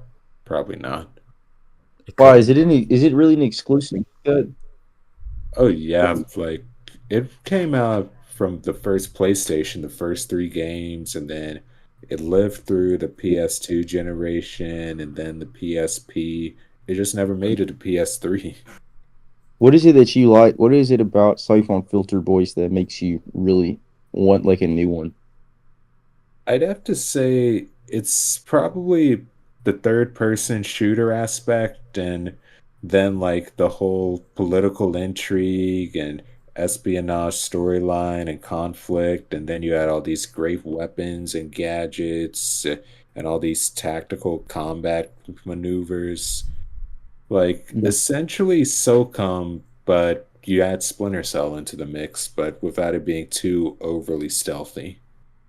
that's a really interesting, combination of words there, man. I wasn't expecting SOCOM, but I guess it could be. My assumption is just Metal Gear Solid was just too successful, and that's the game they really wanted to make, because Mm. Snake is so iconic. But I mean, they do have that IP there, and technology today allows for very different things, man. And like, So oh, sorry. you're okay. And like the hierarchy of stealth games, it's like you have like at the top you have Metal Gear Solid, then you have Splinter Cell, then you have Siphon Filter, and then gosh, well, Hitman is in there somewhere. And Siphon Filter, I think, was more lower tier just because at its core is really a third person shooter. Like in the first three games, you just run and gun in like a die-hard fashion. Hmm. Yeah, it's just a lot of action shooting. I tried it. I tried playing it, but I just couldn't figure it out. How does it And feel? the Would you controls would are you say it's definitely, dated?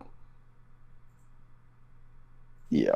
I would say because when you move with a D-pad, right, and like the shooting is definitely, you can't really aim. You just If shoot it feels forward, anything like Metal and Gear Solid, bro, I don't want it. no, no, dude. Honestly, no, Metal Gear Solid 1's honestly better in my opinion. It plays smoother, right, boys?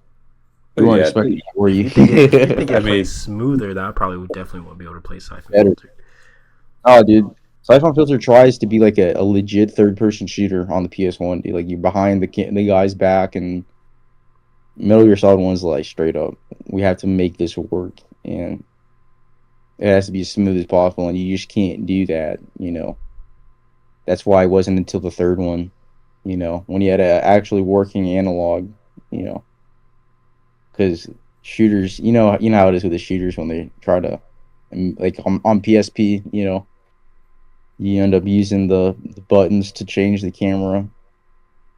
I find it shocked that like Greg Miller loves. He says Peace Walker is still like his favorite game, one of his favorite games of all time on the Calls PSP. it the best Metal Gear on the best platform. I love it. It's a great game, but I mean the controls on the PSP were. I mean, yeah, it's just not as fun. I mean, they put that game on PlayStation 3, and you can play it on PS4 now.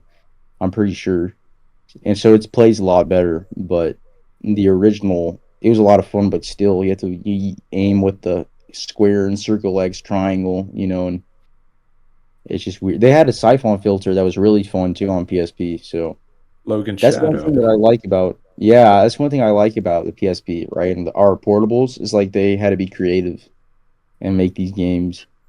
Like, because when a game is good on PSP, it's because they really focus on the bare essentials of what makes that game good, like God of War, and they just threw a lot of that at you, dude. That's why I like the God of Wars on PSP. They're just honestly they're better than, or they're on par with like the sequel, because the first one's still kind of, but the sequels like give you more of that action, and they kind of cut out a lot of that stuff that we get you more point A to point B, and like gives you all that endorphin or whatever, all that dopamine at once, the rush constantly met with big battles.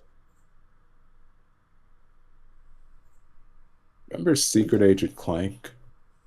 I remember that. I remember I used to want to play as Clank, and I don't know why, just because I wanted to punch stuff sometimes. But I think that making a whole game was smart because that's what they did for Daxter on the PSP, and the PSP is like the sidekick to the PlayStation. So I think that was really smart of them to be like, let us put Clank or let us make Daxter, like the focus. I know Daxter was actually like really big, really good. Clink was kind of like still hit or miss, but I do remember wanting to play that game a lot. I just remember that when it came out, it was just so. And the DS Lite, obviously, that was the best, but I wanted a PSP. I wanted it so bad, and by the time I got one, it was already kind of past, its time, and they made the Vita, and now I do think that VR. I feel like VR games have taken over fully as the experimental games because that's where we're getting our Arkham Shadow. It was Arkham Blackgate. On the Vita. Those were our unique spin-offs. Now our unique spin-off games are on the medical. I think it's a lot cooler. I think it's always cool when you get like a spin-off game because it's just cool. And like I said earlier, I like to see the creativity that comes with making those sacrifices. But at the end of the day, and I just got Blackgate on my deck, dude. I downloaded it from some site, so allegedly, but I played it, and yeah, I'd rather play Shadows than this, dude. I don't feel when I'm playing, I'm like, why am I playing this? I have Night, I have Origins. I think it's just because I'm a big Batman fan, so I have to see the different takes on it. But I do think and I do feel that like I want to be past that. We don't need these kind of sequels anymore. Because yeah, I want to play. I want the PS5 on the go now. That's where we're at right now. We have the technology to make the PS4 Pro portable because that's what I'm playing. You can play Spider-Man, you can play Halo, and it runs very well. You just can't play Spider-Man 2 natively. That's the word I should have used earlier when I was talking to Eric. You need to be able to natively play these games, and it has to be super fluid. It has to be super fluid, just because sometimes I have to disconnect my Wi-Fi to get really smooth performance and to really get the game to run. And that's a hassle, man. I don't want to have to do that every time, man. Because it's just not fun, And honestly, I love portable game. I always have. For whatever reason, I've always been obsessed with it. I think it's because low key, legit. My main console as a kid was my Game Boy, because wherever you're always out and about with your parents. So I always had the SP, and I loved that thing, dude. So that might be why I have this huge obsession. I used to look at videos online of like people making portable Nintendo 64s, dude, and I saw this one for Mario, and it looks so cool. And this is back in like 2004, 13, So this is when that kind of technology is really still, not around. So it was like 2011. So I was just like, man, I want to play this, and it looks so cool because he put a screen inside of an N64 or like a GameCube controller.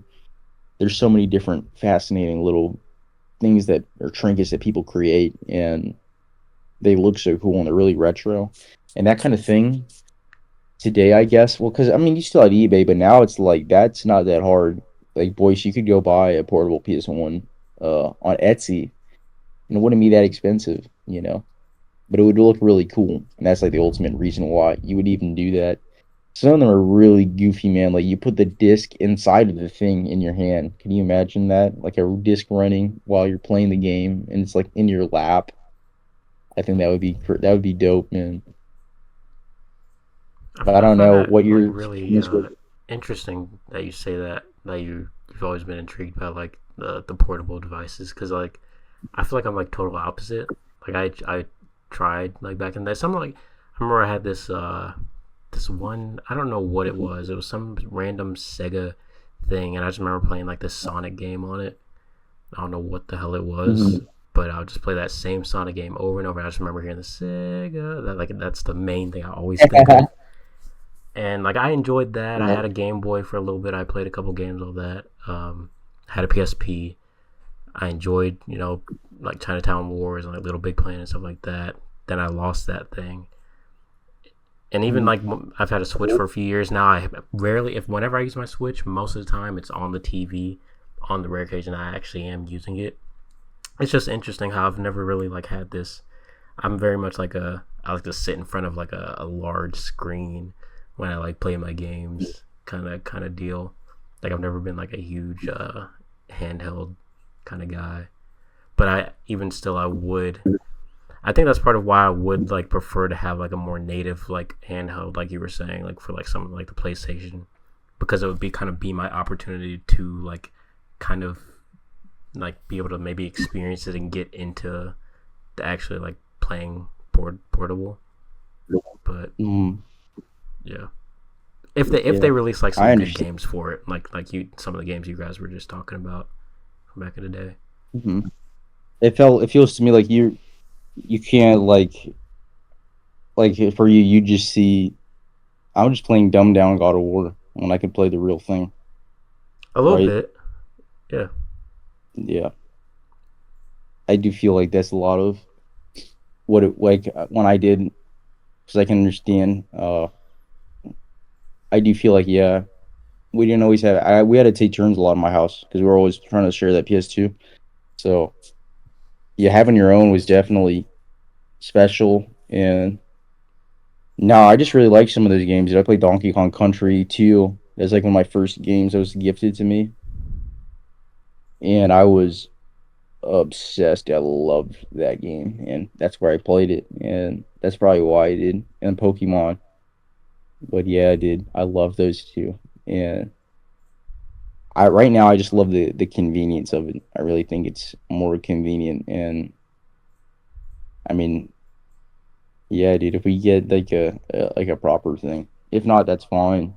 But I'm just more curious to see where else we can evolve from this, because I don't know if there's a lot, but technology's technology. I know it's really cool, man. I've been spending a lot of time these past couple days. I was gonna share a I might still share on my MetaQuest, just using remote play, on this giant screen, playing my PS5 or my Steam Deck, man. Just Halo 3 ODST, and I've been playing a lot of Telltale Batman, dude, and it's like a movie on when I'm streaming it to my MetaQuest, man. I'm just like this movie experience, and I'm just like, enraptured in it.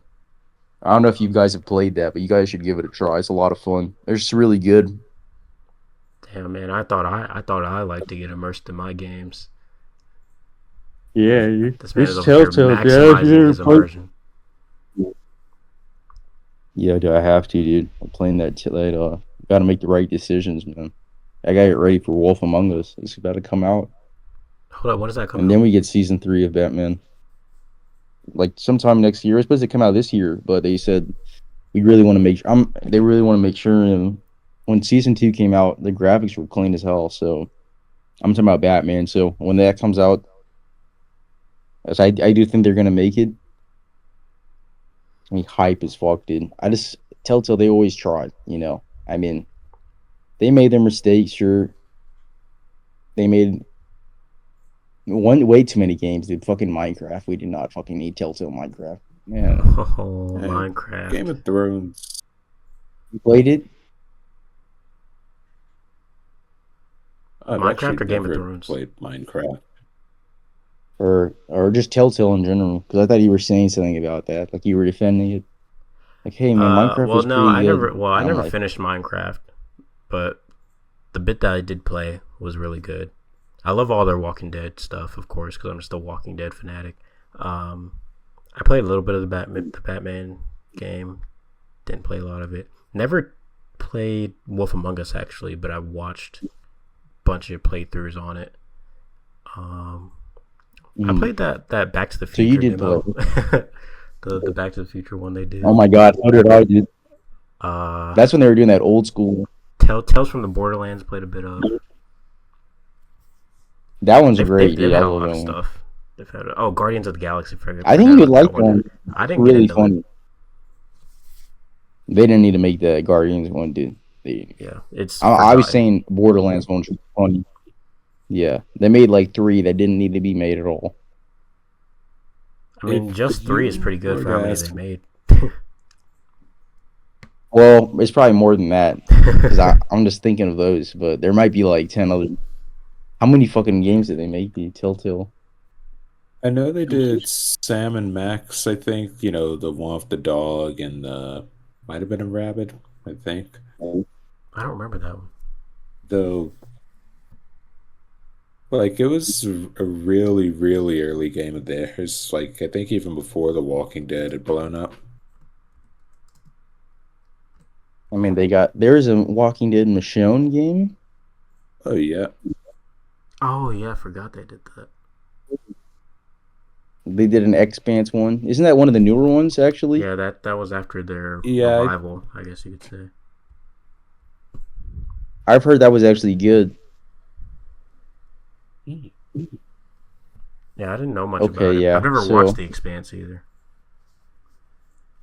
I guess that The Walking Dead and I mean some of these other ones just ate at their funds originally, but now that they're back, it did feel like they were making a lot of those games, dude. There was one coming out every year, and yeah, I could see why I didn't. Because really, they don't need.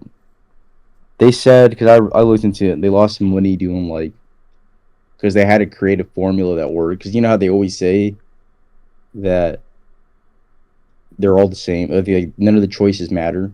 They have like binary code that. But I do feel like if they were more like Heavy Rain and like if I'm playing my game and then Eric's game is completely different in season two. That obviously sounds like more money invested, but I feel like that would make more success because it's not like these franchises are small. I would be crazy if like, yo, Joker's dead in your season and you have a whole lot of different villain. I know that's a pipe dream, right? Because maybe it's a lot more complex than that, Yeah. but I would have But thought that but was I see so what you're dope. saying. It would be nice. I always said that like Telltale games always have the illusion of choice. It's like, oh, you save Carly or you save Doug. Who cares? They die the Yeah, exact same way. You know what I mean? It's like it doesn't really change much of anything. It's just the same. Everyone's playing the same game with a different coat of paint. yeah, it's It's got like, a oh, different you taste. after Little Lee gets during, bit, like you get bit. What do? You hide? Do you hide it or do you like show it or like the difference is? Oh, in one playthrough he has a longer sleeve, and the other he doesn't. Like yeah, it literally doesn't make yeah. any No, difference.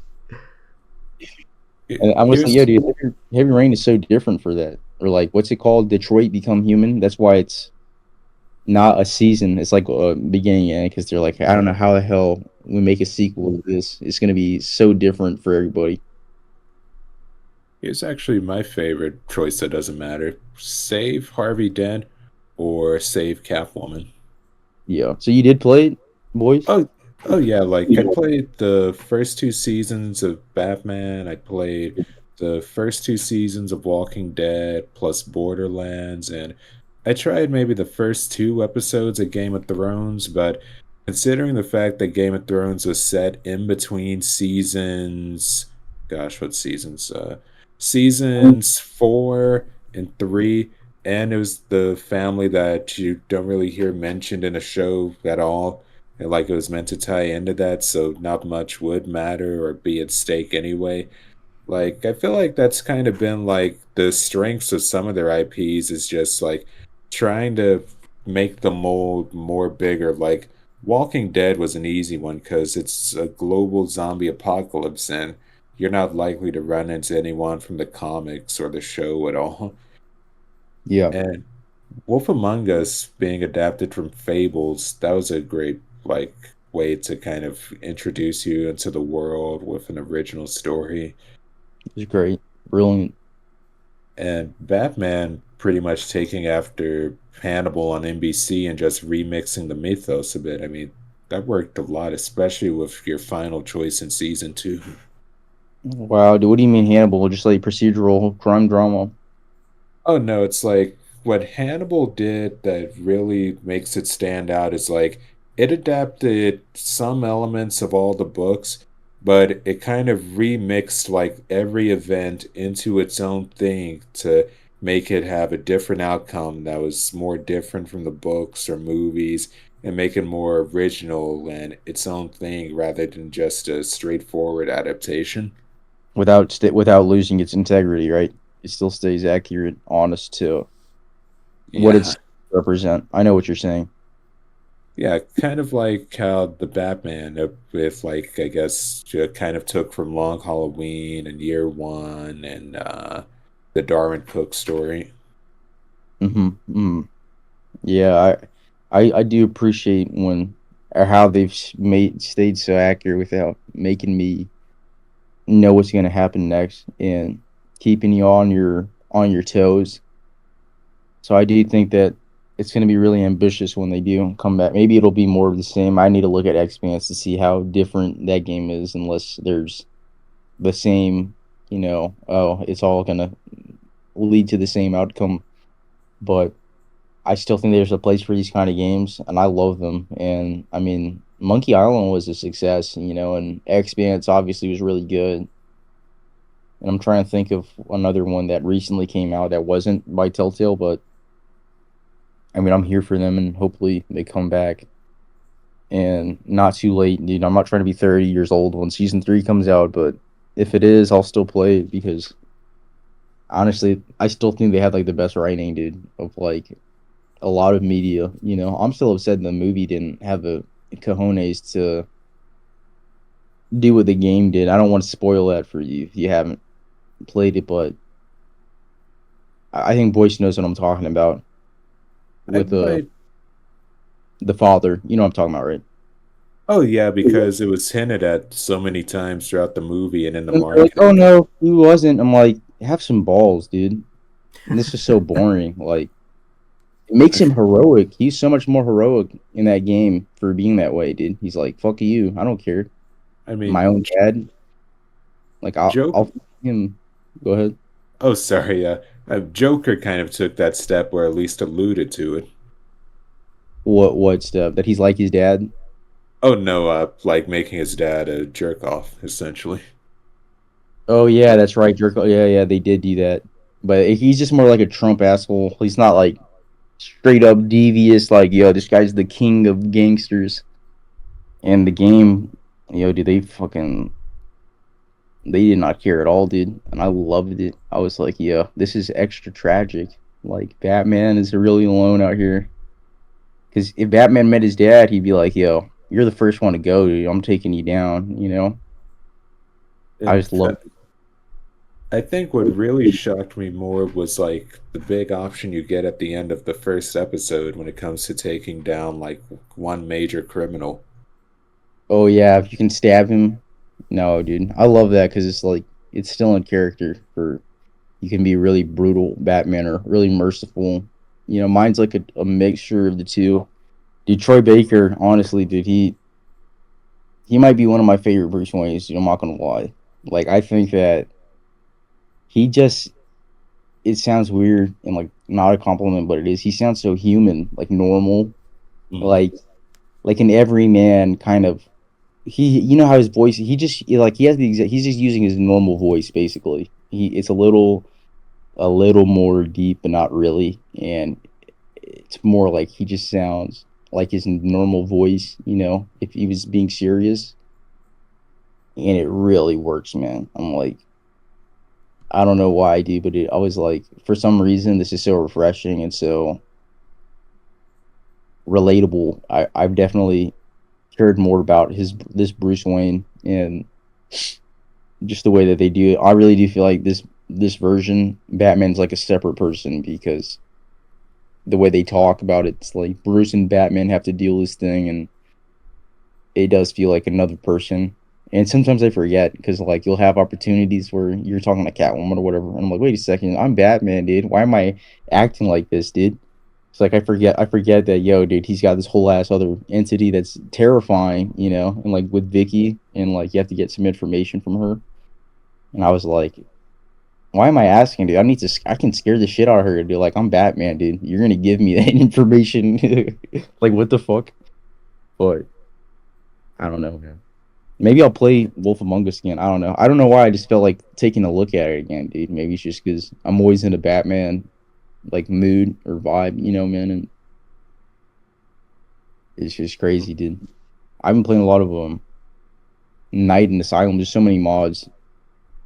Just I guess I am getting ready for Shadows, dude. I guess I am getting ready for that. But I mean, there's comics there too, man. Have you read any lately, dude? Oh, yeah, like, gosh, what have I read? Well, I've mostly been keeping up with a lot of Transformers, Energon Universe stuff, and that crosses over with G.I. Joe, and then Getting ready for that movie, dude. It's gonna be crazy. Dude, Boyce reads all the cool shit. Yeah, dude. I'm like, damn, I didn't even know Snake all this Eyes. stuff existed. They're making that movie, dude. Transformers and G.I. Joe. Oh, well, that one, it's so funny because in my Letterbox review of Transformers: Rise of the Beast, and that was like the first Transformers movie I'd watched fully, besides Bumblebee.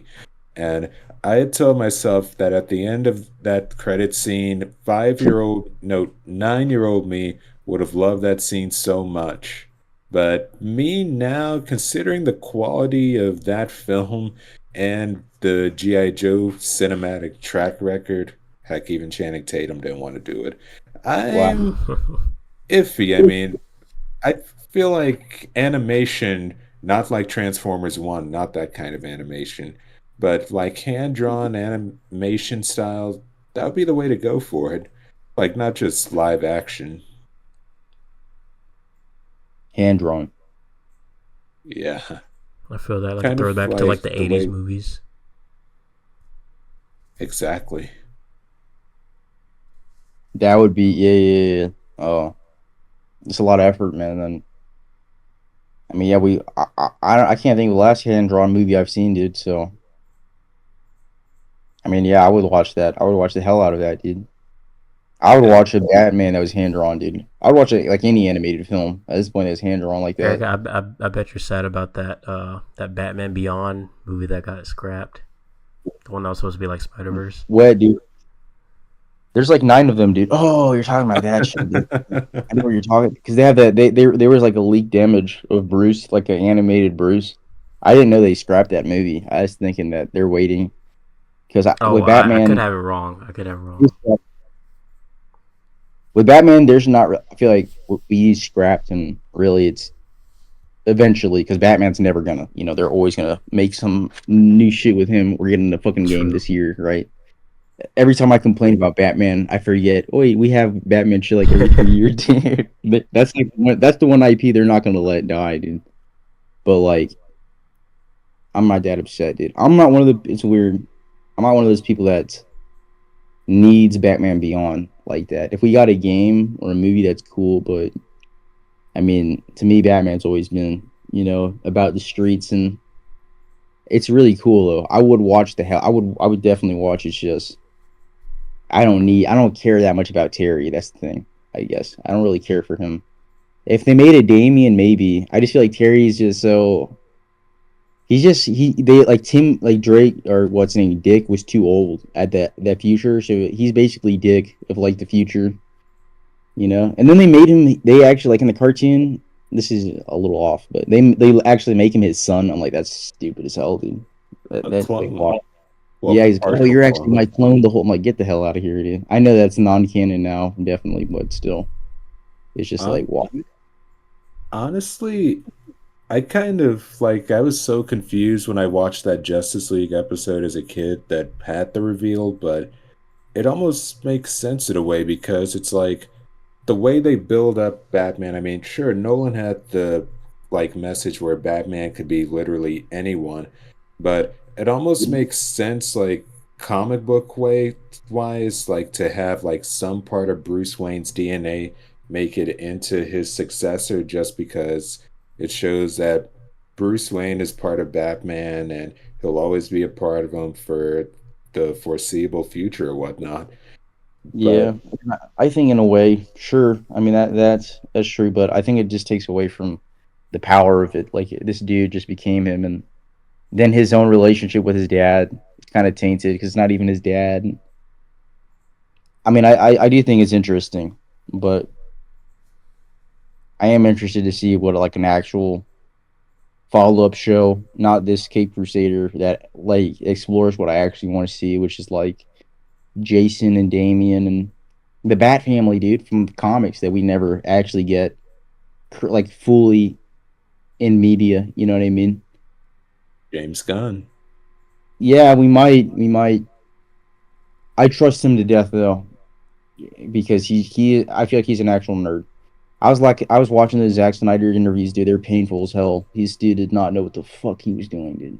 Oh yeah, when he talked about Batman shooting down a thug Yeah, in yeah. Dark Knight He's like, Returns. I saw a YouTube video of Christian, like, motherfucker, are we talking about YouTube now? What are you talking about? Christian Bale's Batman killed. No, he didn't. If he ever killed, it was always an accident, and they made a joke of it like, by making a kill count. But he never mechanically, officially confirmed that he killed people. It was just a mistake by the camera, or like, you know what I mean? This That's guy, cool. this motherfucker was fucking shooting people with machine guns in his car. Ben Affleck, he's fucking shooting them. He's crushing them with his car. And Then he blew one up. he said, "Oh, that was more like if they were there, they were like, no, he fucking I saw him press the button. He pressed the button. He shot a missile. It wasn't like, It, oh, he might not be. No, he fucking was like, I'm gonna kill these guys and steal this kryptonite or whatever the fuck. Batman it's shot kind first. of like It's bad. It's fucking. Don't get me wrong. It's awesome. It's all. It looked great. It made for really cool action set piece cinema. But is it Batman? No, it's not. This is the Punisher in a bat suit. He's worried about Superman. Motherfucker, I'm worried about you. You just fucking destroyed half of this fucking city with your tank shooting people. Some of them might not even be bad. They're just fucking like working for this guy. And you're worried about Superman? What?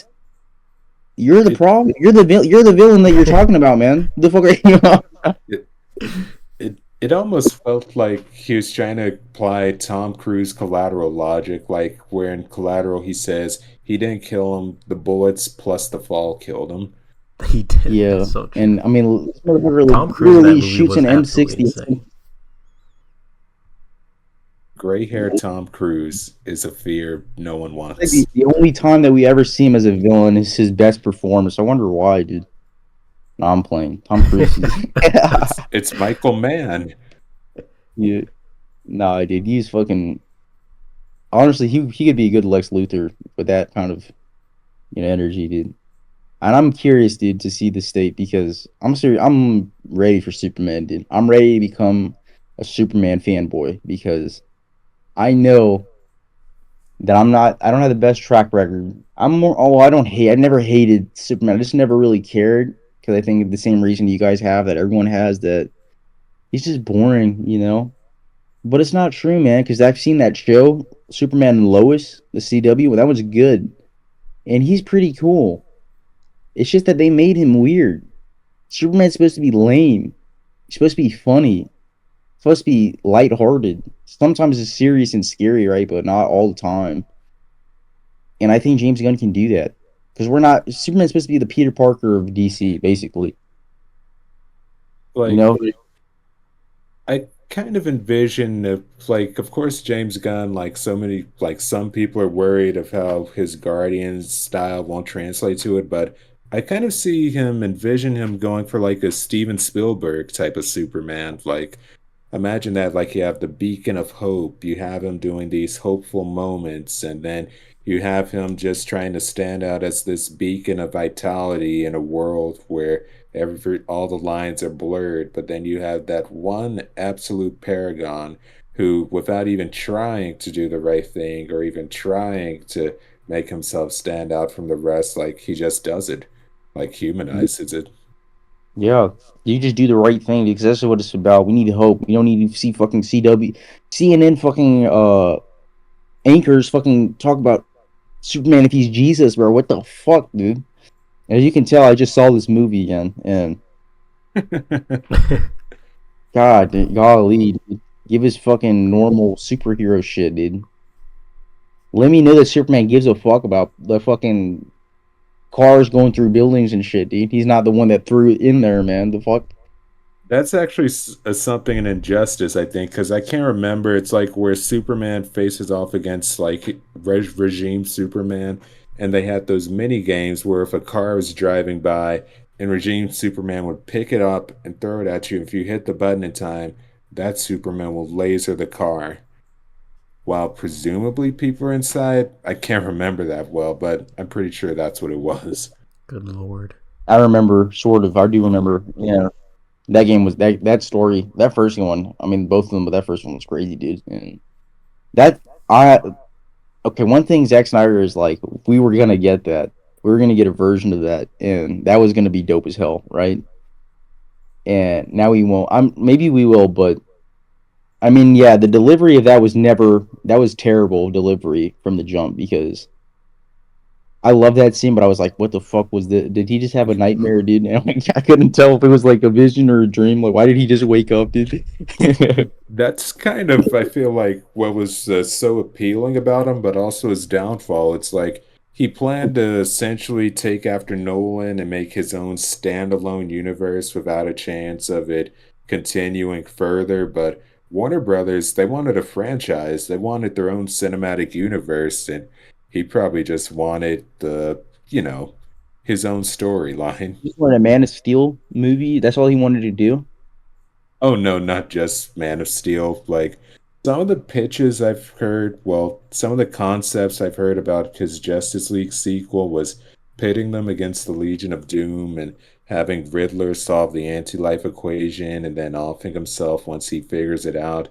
And That's then crazy. just a whole bunch of other stuff that didn't really like give that never-ending story feel that Marvel does with their films.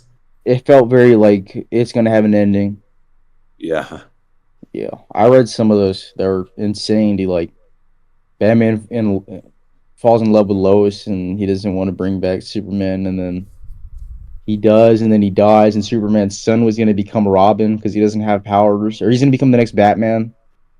And I was like, I Even guess. ju- Even I like in both cuts of Justice League, I even thought it was just way off for them to even bring back Superman to life because I mean, that doesn't seem like something the League would actually do. They wouldn't cheat just like that just to bring like Superman back just to win a boss fight. Yeah, that's like some of the villains would do, right? Bring people back to life.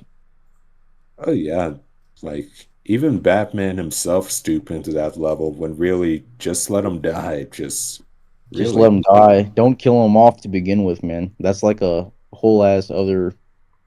Because I know that that's what the comic was, right? Uh, that was like huge. That's what he was trying to emulate, mm, and obviously, he couldn't. He didn't. But I don't know, man. I do feel like Justice League. I mean, both of them really did.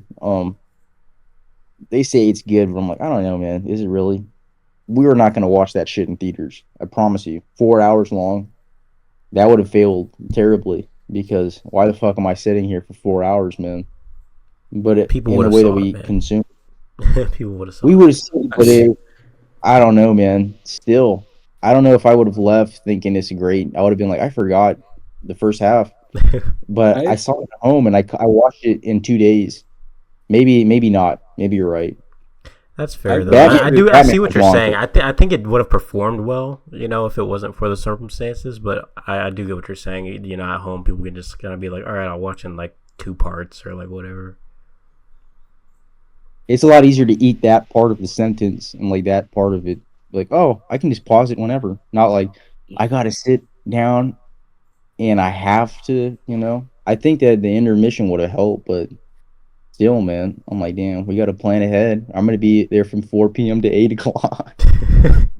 That's actually what I did the day it came out. Like I watched it all in one sitting in my apartment, and because I there was a storm or tornado warning that day in Wilmington, and I just told myself, You had no option. You're like, all right, man, we're gonna get this done. How did you feel though?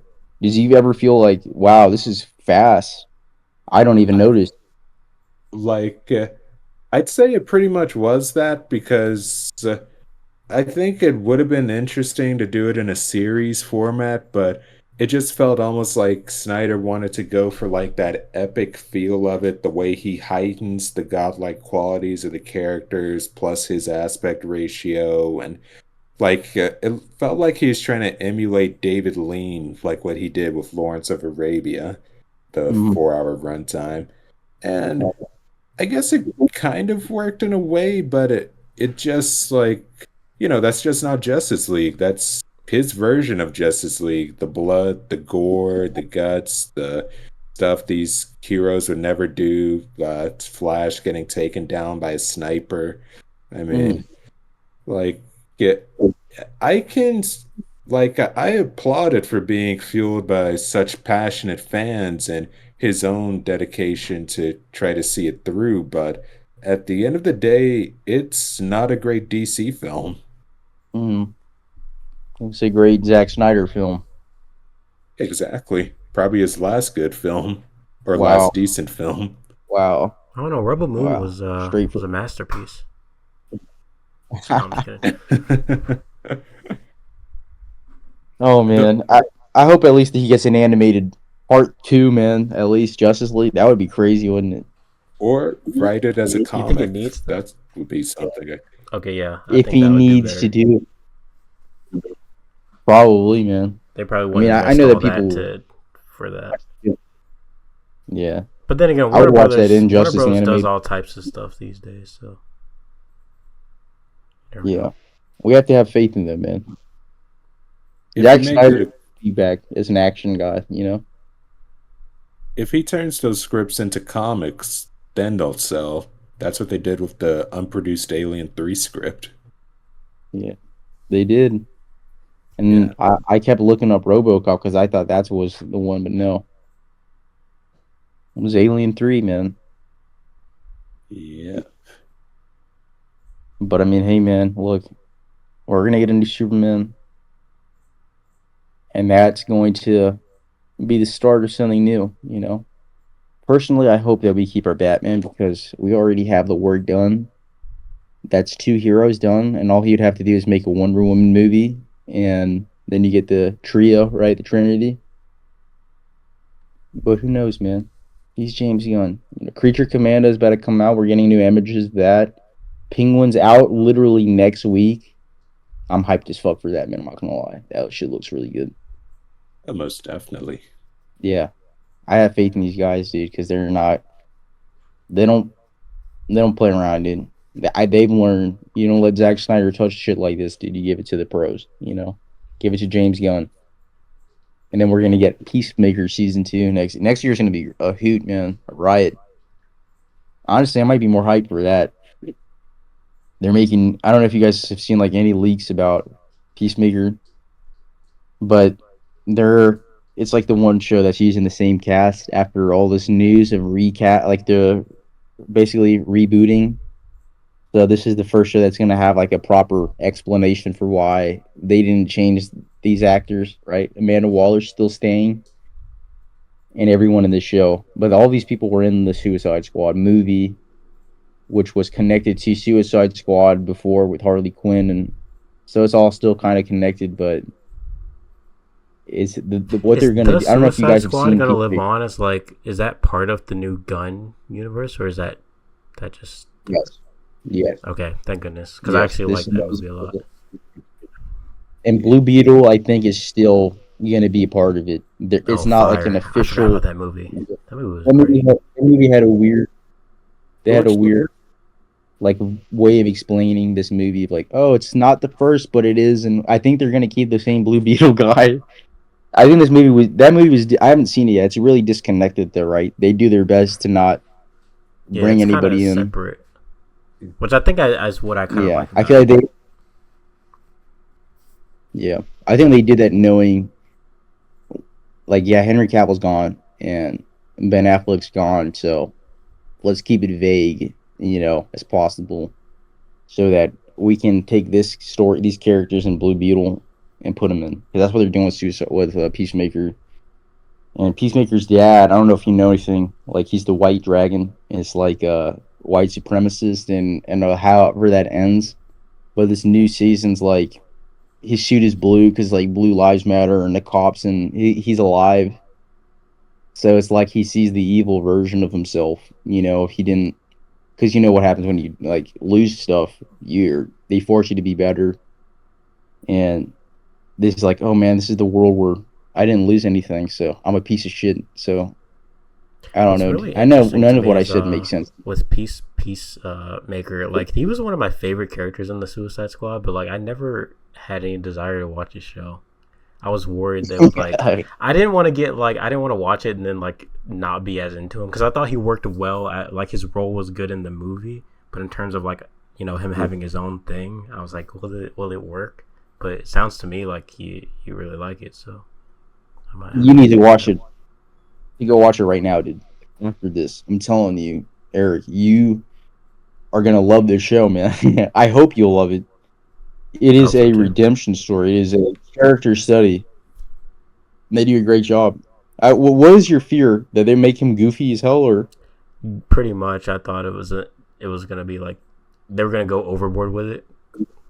Where I was cringy, like, almost yeah, like trying too hard to be Guardians of the Galaxy type, zany, yeah. goofy? That was I really got you, my man. worry. Goofy. But if it sounds like it's not that, so might It's be new. it's kind of it's really funny. It stays really funny, which is important, but it's deep.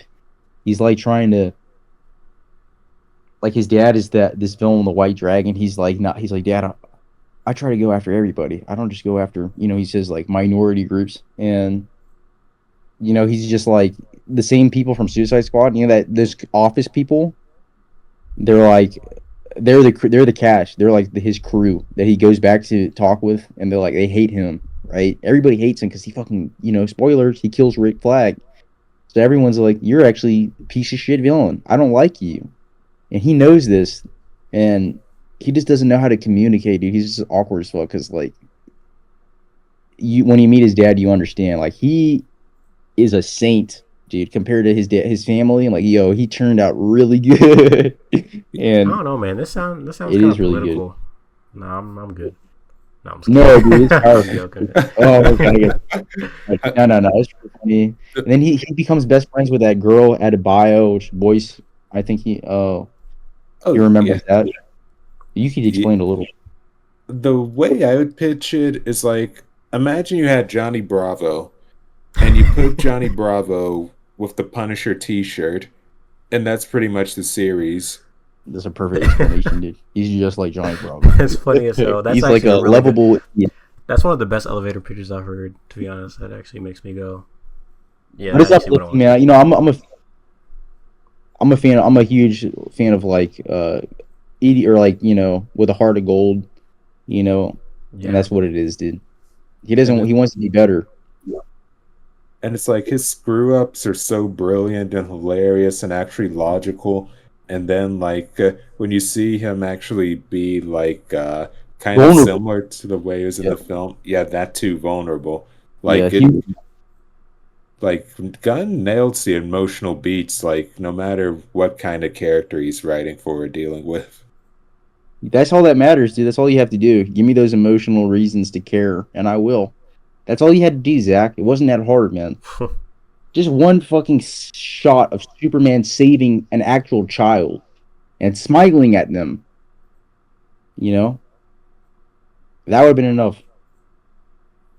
I'm gonna try we to get watch some version of it. Peacemaker and report back to you guys in a couple weeks. Tell you what I think. All right, man. Just watch it all tonight, dude. Fuck it. Gotcha. Tonight, I have school. You watch it. No, I can't afford, dude. I overslept Friday. Didn't go to class. I gotta go tomorrow. You had to watch Borderlands, dude. I know you had to download it on YouTube and Boyce sent Dude, I it. had to watch it all before it was privated, bro. No, I'm just kidding. You had to know what happened with Tiny Tina, man. What happened with Kate Blanchett. Oh, Dude, I watched parts of that movie, dude. It really was like painful. It was painful to watch. Speaking of bad video game adaptations, dude. Who saw that Minecraft trailer? Oh my god, dude.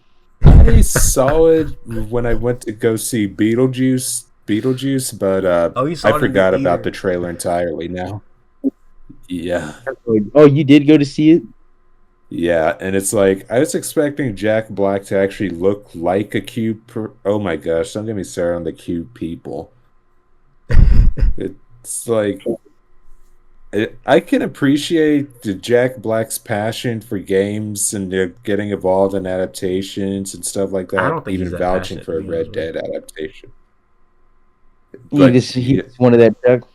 like the And popcorn what tells films you that that, he or sorry, what tells me that is what you were just saying about the Red Dead thing. Like what he said about that actually kind of pissed me off because he's like, oh, they're practically movies already. Like no, like you don't get it. You don't get it. They're not movies, bro. I'm like, Stop this. That's so they're games. reductive to be like, oh, they're I thought practically movies already. wow, dude. This movie, I can't believe it's Jack Black ends his career. This is what ends him, dude. The Minecraft trailer.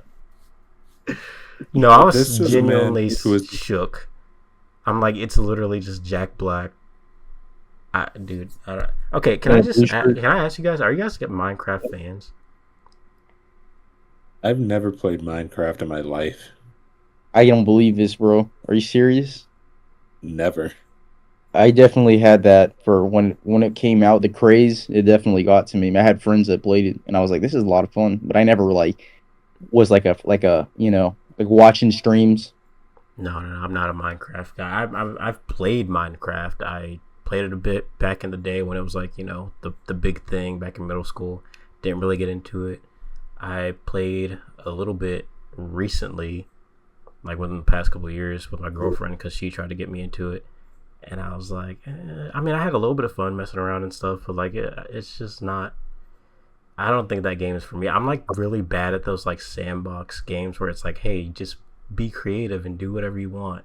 I need like a objective or prompt or something. I need like a story.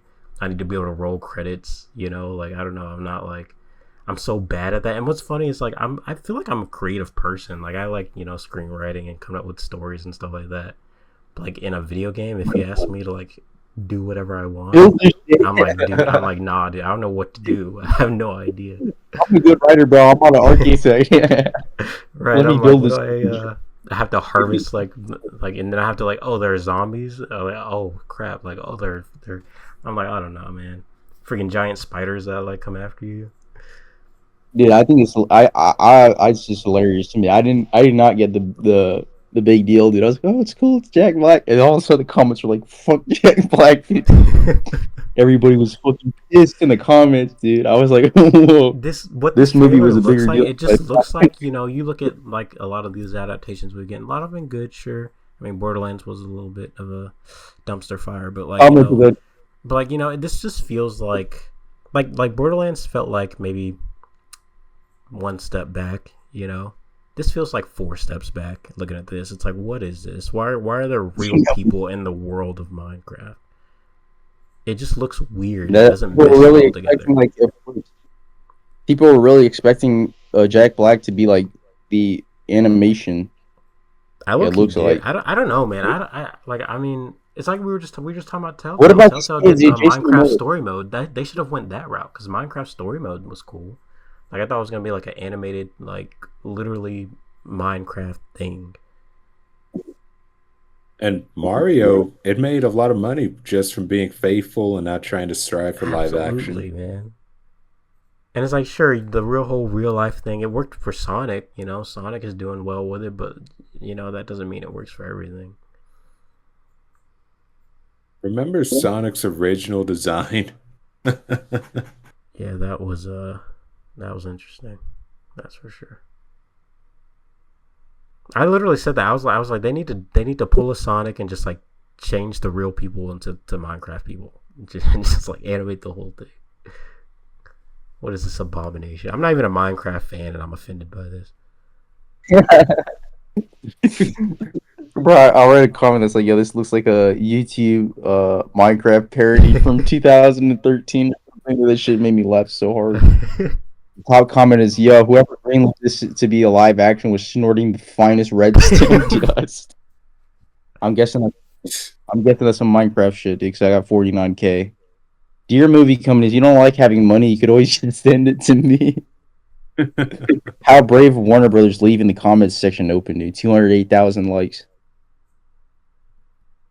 Eric, would you forgive Jack Black if they made a Red Dead adaptation and cast him as Kieran or Bill? Would you forgive him for that? Would I forgive him? Yeah.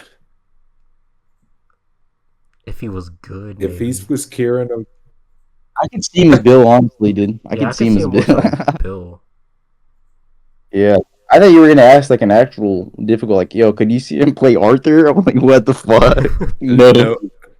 My pick for Arthur was Bradley Cooper because of A Star Is Born, but he's getting up there in age now, so not anymore. Yeah. No, dude, we don't need. I don't think we need to do that anymore, dude. You know, and this goes back to like Ben Affleck as Batman type thing. You know, just get unknown actors, and the outfits are really what give that guy a blue shirt with like that tan jacket, and I'll know who it is, just like Nico Bellic. You Yeah. know, I know who's wearing those track pants and like that shirt. I do like it though. I mean, we can do that. My fear is just like when it comes to like budgeting, you know, because like how much of the budget went to Jack Black? And people were like, "Yo, the budget went to like 90% went to the fucking." Let me see the comment. I can't find. I'm forgetting But yeah, Jason like Momoa's in this movie too, apparently. 50% Oh of the yeah, I budget didn't Jack even Black. recognize him at first. I forgot. I completely forgot about 90, that. yeah. I guarantee 90% of the budget went towards the realistic texture pack, 9% went towards hiring Jack Black, and 1% went towards everything else. I mean, yeah, just they should have just made an animated movie. That's it. This What guy even just is the has it on the story point. gonna be, dude? How did they get there? Oh my gosh, what is happening, bro? The Minecraft movie. Is he supposed to be a Minecraft character too? Jason Momoa? It doesn't look like it. Looked like there were He's characters making a stepping face through like a portal or something. I don't even know, man. And what wig was he's that? the only It one. looks terrible. I gotta see who's distributing or Yeah, that wig producing is this. I almost want to watch this just for the memes. I really want to do like a review. It's the guy who directed Napoleon Dynamite who's directing this. I've never The seen same guy who Napoleon did Dynamite. Napoleon Dynamite and Nacho Libre. Oh my god, dude! Both of those movies are fantastic, dude.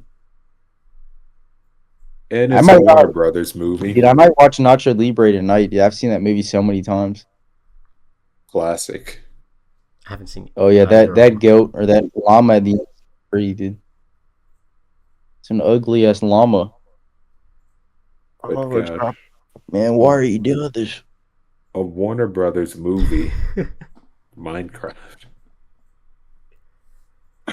This is real. And This why is is it happening, called a man. Minecraft movie? Because it's not the Minecraft. They knew that we weren't gonna roast the fuck out of this dude. Yeah, It's like, yeah, it's You just actually want to they're know gonna, they're gonna get game. James. They're gonna get like James Gunn to come in. They're gonna be like the Minecraft movie. It's gonna be good. The good one's gonna be called. this is from Wikipedia. It says it was initially scheduled to come out in 2019, but then got delayed to March 4th, 2022. And guess what else came out March 4th, 2022? What? The Batman. And it says they delayed it to avoid direct competition with the Batman. Okay, Oh my why did god, they delay really? it so long? And why doesn't it look any better? It's like they delayed. You know, Like what? I think Borderlands got delayed like that too. Borderlands. I think so. Like it had been on the shelf for years, and they just found out a release date for it. Jesus. I know that Borderlands. I heard all about that, but I didn't know that Minecraft was even close to this stage, bro. It's having a trailer out. I mean, it's still not because it looks like fucking Yeah, I heard that stuff about it for CGI a was. while. One of the main things I remember hearing was when I first found out the Minecraft movie was real was when I heard the casting of Jack Black as Steve. That's when I was like, oh, this is like legit. But then I kind of forgot about it until I ended up seeing that post on Twitter.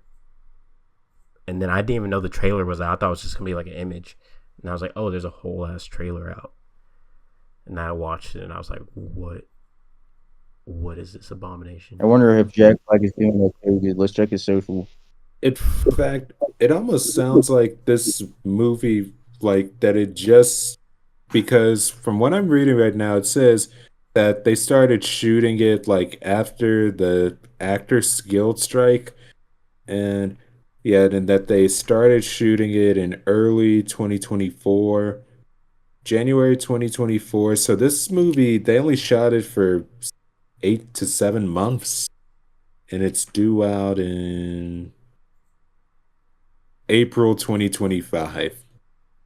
So hopefully they could salvage something by then, like reshoots or edits or something. So on Instagram, one of the top comments. This is either going to be Five Nights at Freddy's quality or Borderlands quality. There will be no in between. Was that a good movie? Five Nights at Freddy's, the quality at least. I actually liked Five Nights. I went to see it in theaters, and I'd never played the games before, but I fell asleep just because it was Halloween and I'd been at work all day. Fair. Okay. I Not thought it bad. was I thought it was good. I mean, mind you, I'm not like I've played the first FNAF. I think I played a little bit of the second. I haven't beat any FNAF game because they're scary as hell once you get past like the first night. But I'm also not like a huge. I used to do like deep dives into the lore and stuff like that back in the day, if, like like the game theory game or days. But I mean, kind of stopped keeping up with the series after the fourth game, I think. After that, I just kind of fell off, and so I didn't know much of anything about the lore. Apparently, there was a bunch of cool like things and references and Easter eggs that I just didn't pick up on. But I think as a movie, I thought it was pretty solid. So I don't really think you have to be like a Five Nights fan to really get something out of it. It's a much more translatable plot, whereas Yeah. this Minecraft's like, what the fuck is happening? Yeah, because like I said, what even? Because I know some people like I always talk about like, oh, I need like a story in my game, and people will say like Minecraft does have a story. It's like you have to fight the Ender Dragon or whatever. But like, really though, what is the story to Minecraft? Yeah. Warner Brothers decisions. Oh, sorry, Eric. You're okay. Like Warner Brothers decisions, like when it comes to film releases, it's just really non-logical. I mean, because they shelved Batgirl even though it was already finished. Then they moved Salem's Lot from a theatrical release to HBO Max after it had been finished for maybe a year or two. And then now this with Minecraft, it not being so faithful at all or even just remotely entertaining. It's just I don't The start. really, yeah, very much so.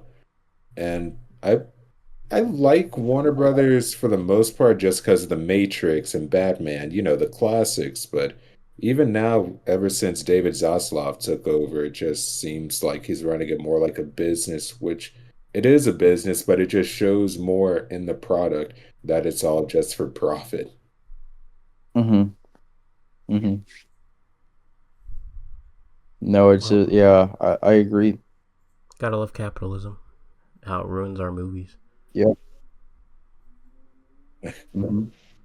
Like ever since in Avengers, when they had Robert Downey Jr.'s face more than Iron Man's helmet on the movie posters, it's like everyone's following suit. I mean, I don't want to see a normal Jack Black if it's a Minecraft movie.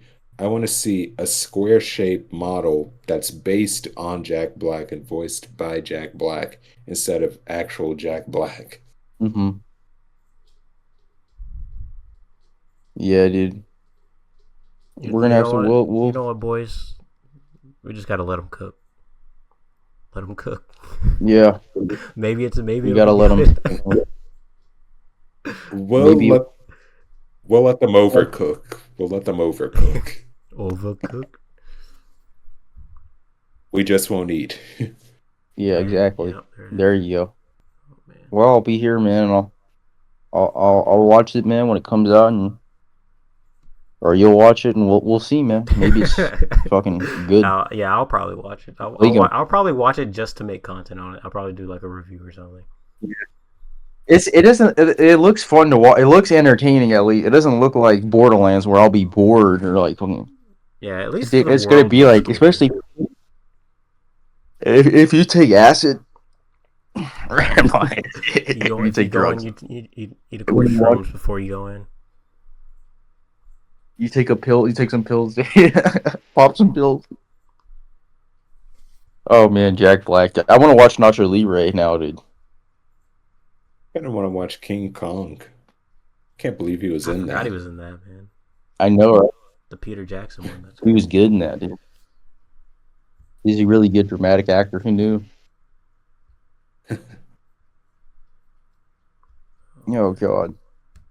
All right, we got one last thing on the list. It's the Reddit post that you had sent to the chat, Boyce, that I kind of wanted to talk about.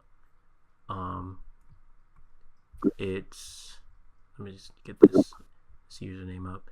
It's from the Unpopular Opinion subreddit, which I've actually like been on a lot, like just cause I like seeing what like people's unpopular opinions are. But I had completely forgot about it till you sent it.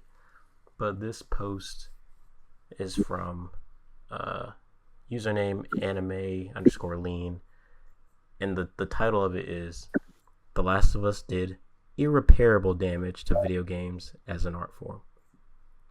The Last of Us was critically acclaimed because it mimicked the trappings of another, more well-established medium, that of cinema.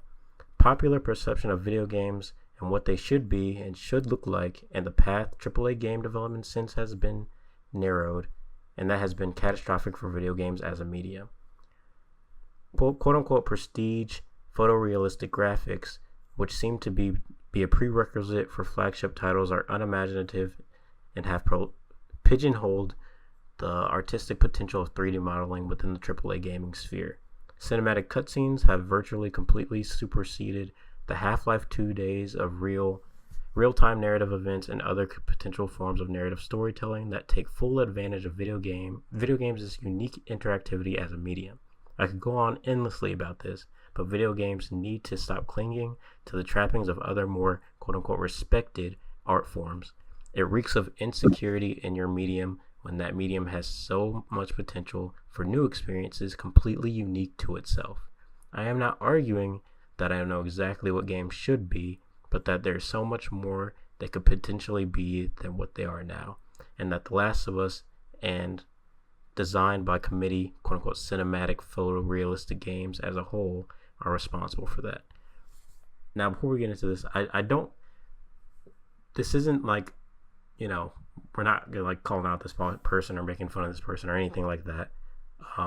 I just thought this was an interesting talking point because it did kind of get me thinking about like video games and their, video games as a medium, and whether like these cinematic games are like, whether they like have a place in this medium, or if they are trying to replicate something like movies. But yeah, I mean, obviously I think the whole that the three of us kind of agreed on when we were talking about it a bit is that The Last of Us was like, we can see their point. They have like, they make a decent argument, but the only thing is that like them using The Last of Us as like as an example is kind of like, is The Last of Us really the best thing to use, just because it's not like The Last of Us was the first game to really do that. Was it successful in doing what it did? Absolutely. But, it was far from the first. But, yeah, I mean, what do you guys think of this quote? Or this post, rather? The Last of Us, it came out the same year that Breaking Bad ended, like on its final season. And those two almost feel like the respective thing in their genres. Like Breaking Bad apparently, quote, changed television forever. But there's The Sopranos before that. And The Last of Us changed storytelling and single player games forever. Well, to quote. And then there was Metal Gear Solid before that, which came out in like the 90s. So, I mean, Last of Us is the most high profile one to kind of where you can note like photorealism taking apart, or, well, not taking apart, but being part of like its significance in a way. Hmm. And it's like, gosh, trying to think of the best way to word it. It's kind of like that's because photorealism fits its tone in a way. I mean, like if Joel were to look something like Ratchet, a Lumbax, or Ellie, some kind of bunny, and like everyone is an animal in the world of Last of Us, like the story wouldn't be as impactful, I think, because it's really gritty, hard-hitting human storytelling. Hmm. And of course, for the following years after that, other games followed suit, sure, like Days Gone, Ghost of Tsushima, or Death Stranding.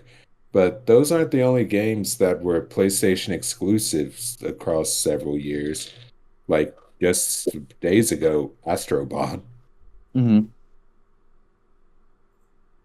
Yeah, So I mean, this whole argument falls apart when we look at Metal Gear Solid 1 back in 1998. I mean, this is not the first game that's been doing this, and it's not the last. And I mean, we don't want it to be the last. I mean, Red Dead Redemption 2 has.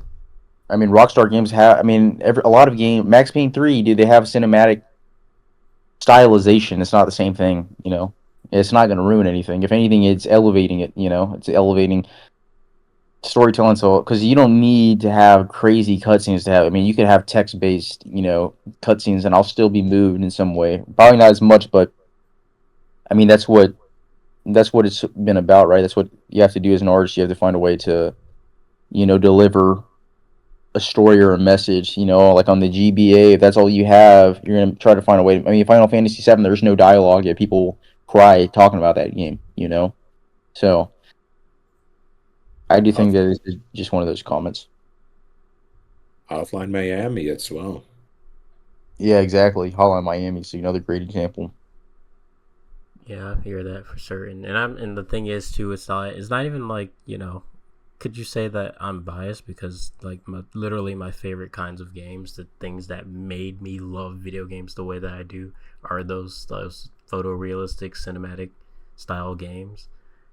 It's like sure, but like at the same time it's like also I mean, I can sit here and easily argue that like those types of games take advantage of you know, the interactivity of video games just as much as something like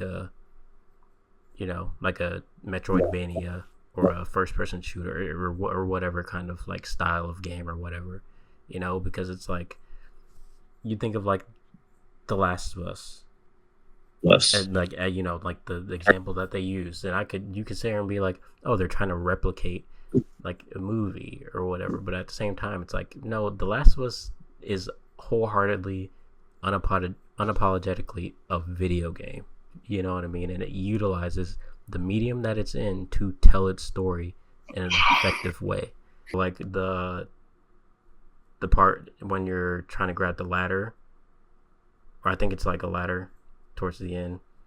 I think it's spring, right? Or no, yeah, spring, when it's like Joel's walking around and like you got he's talking to Ellie. Ellie's not responding. She's not being responsive. Literally, like it's like an opposite of what Joel was doing towards the beginning of the game, where like Ellie's talking, Joel's not being the most responsive. It's completely flipped. Joel's opened up. He's coming out of his shell a little bit, and then it's like it does that thing where you're giving Ellie a boost. You're giving Ellie a boost over and over throughout the game. You go to give Ellie a boost. You do the thing. It does the animation. There's no Ellie to be found, and then you see her and she's like sitting there and she's all sad. You can tell something's off, and they're all of this is in gameplay, and that's what I'm getting at. It's like yeah, so like yeah, the Last of Us is photorealistic, and it's like that's just the style of it, but it doesn't mean it's trying to be something that it's not, and that's ultimately like the whole point, and that's where the argument falls apart. Something else that it kind of made me think about is Imagine what it must have been like to be a teenager in maybe the 2000s and seeing the graphics on a PS2 launch title at the time. Like, you'd probably be amazed that you're able to go from PS1 to something like this. And at the time, someone might have thought that that was photorealistic, like something like Metal Gear Solid 2, even though today, like someone, the average person might say that those graphics are dated. And when I look back at the original PS3 version of The Last of Us, I mean, when I played at the time, I thought it looked so photorealistic, so great, so stylish. But then I look back, it kind of looks a little animated to me. Like you could tell that it was released in the early 2010s when you compare it to the Part 1 remaster or, well, remake. And like that is like realistic in a way. But then it's like there's so much growth when it comes to graphics and Unreal Engine and all that across so many years that like if people just change with the times. I mean, heck, if something like I want to say Jack and Daxter almost like if something like that were released today, like without any prior kind of existence, then it might adopt that style or even just stick to its original style. It all just varies.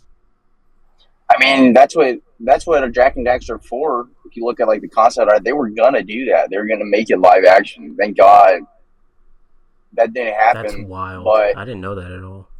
yeah, you can look at it, man. I'll try to find it. But like, there's like Astro. I mean, what you just said, boys, it's just the truth, man.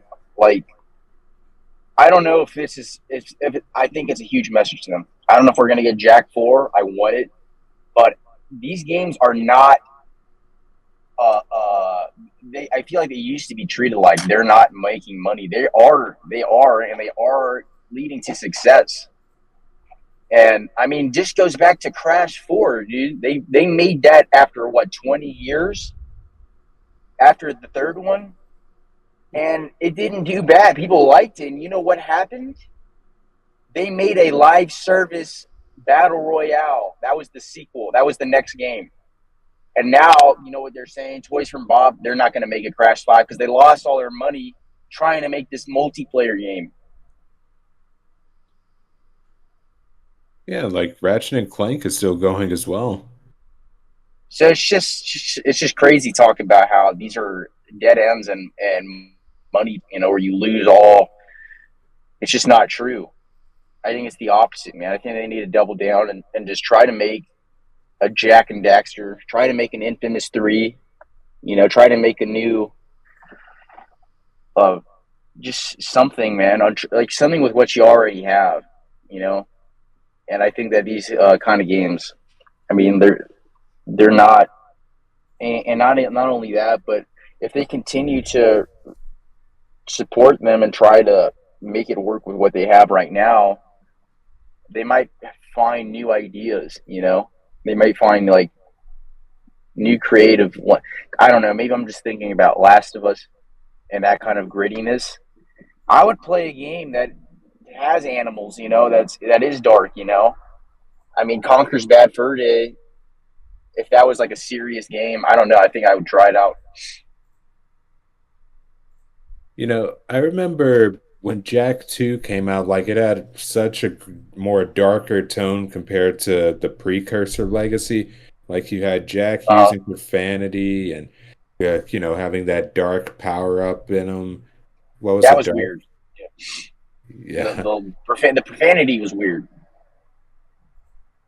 And it's like sometimes it's like you know I don't want to say that darkness equates to like realism, like it doesn't really require you to have like realistic character models. Like there's been some diverse instances where like they've kept to that animated style, like Ratchet Deadlocked, the Gladiator Ratchet and Clank game, Hmm. or even like there's definitely been plenty. Yeah, there's been plenty, but I do feel like I don't know. They're still kind of goofy and silly. But I'm just thinking of like like if you take this kind of like that kind of like animation style, I do think that, I mean, something could be gained. I just don't think that, I don't like that whole idea of, because then they made that Prince of Persia game where he's dropping F bombs for no reason, you know. And Arkham Knight did a really good job of rated M, but not for lack of reason. We're not gonna just start throwing F bombs every 5 minutes. It was very specific. There was very like that cutscene. Like we wanted to show Jason Todd and Barbara Gordon. You know, that had an impact. That had a meaning to it. You know, I just don't know. I don't see how that is something that we would need to like, you know, do with like, I don't know, but I keep thinking about that movie Zootopia, right? Where it's like obviously very animated and kid friendly, but it felt very emotional. You know, it was really deep to me.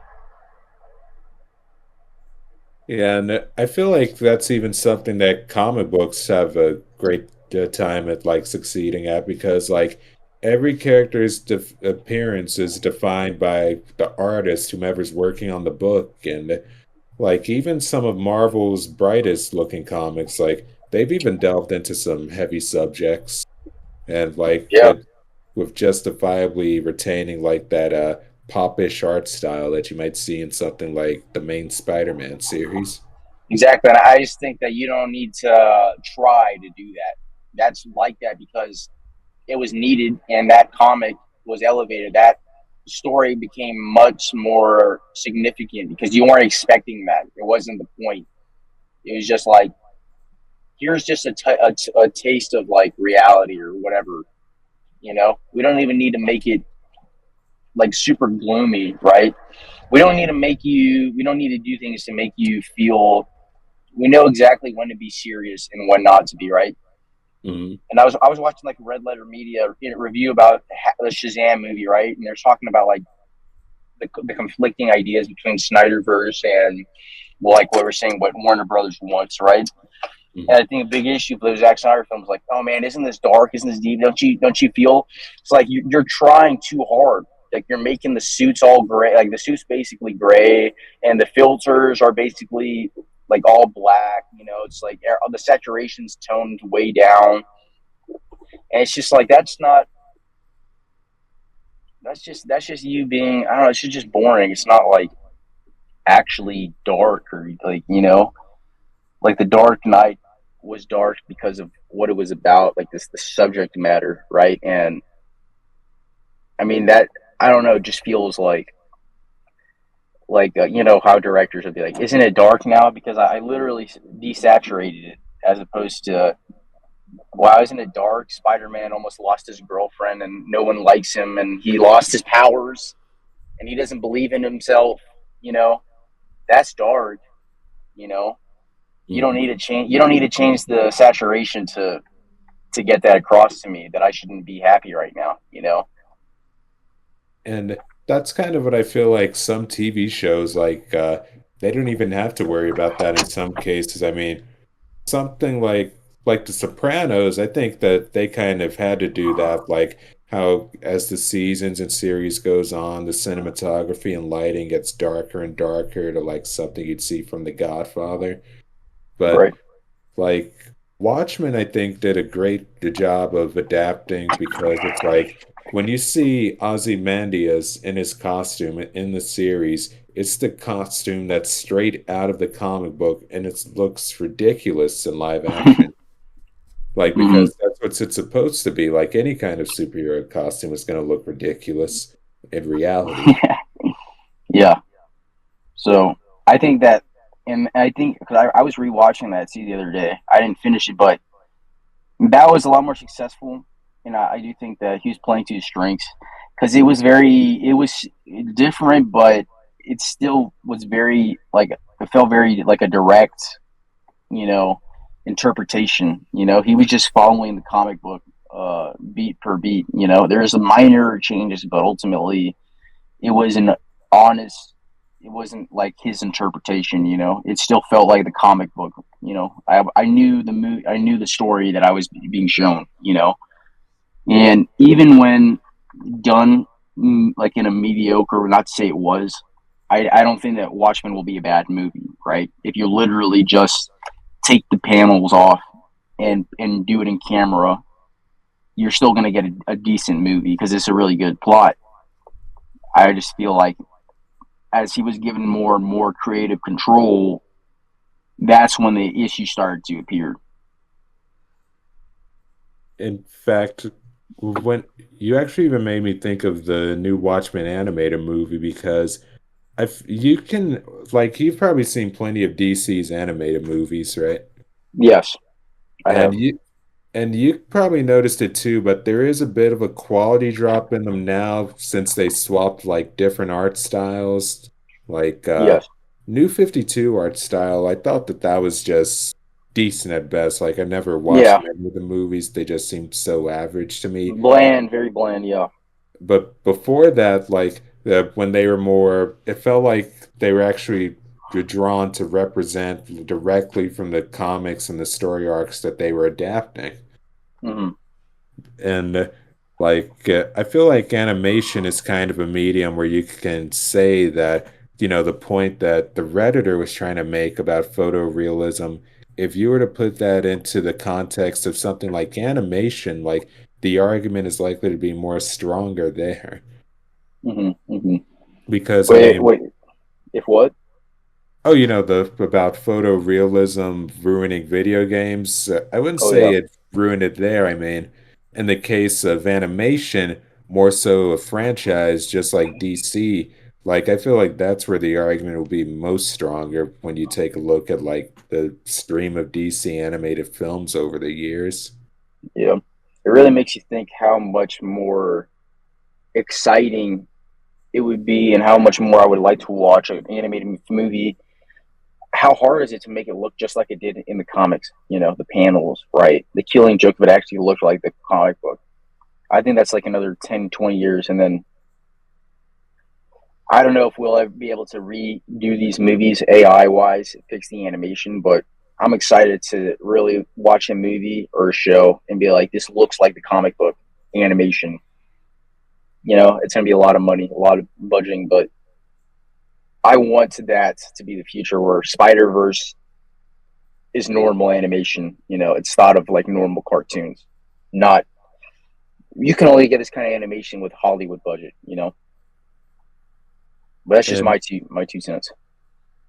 that's kind of what I was hoping for with the new Watchmen adaptation because of it looking so much like Marvel's What If with a bit of computer generated imagery in there.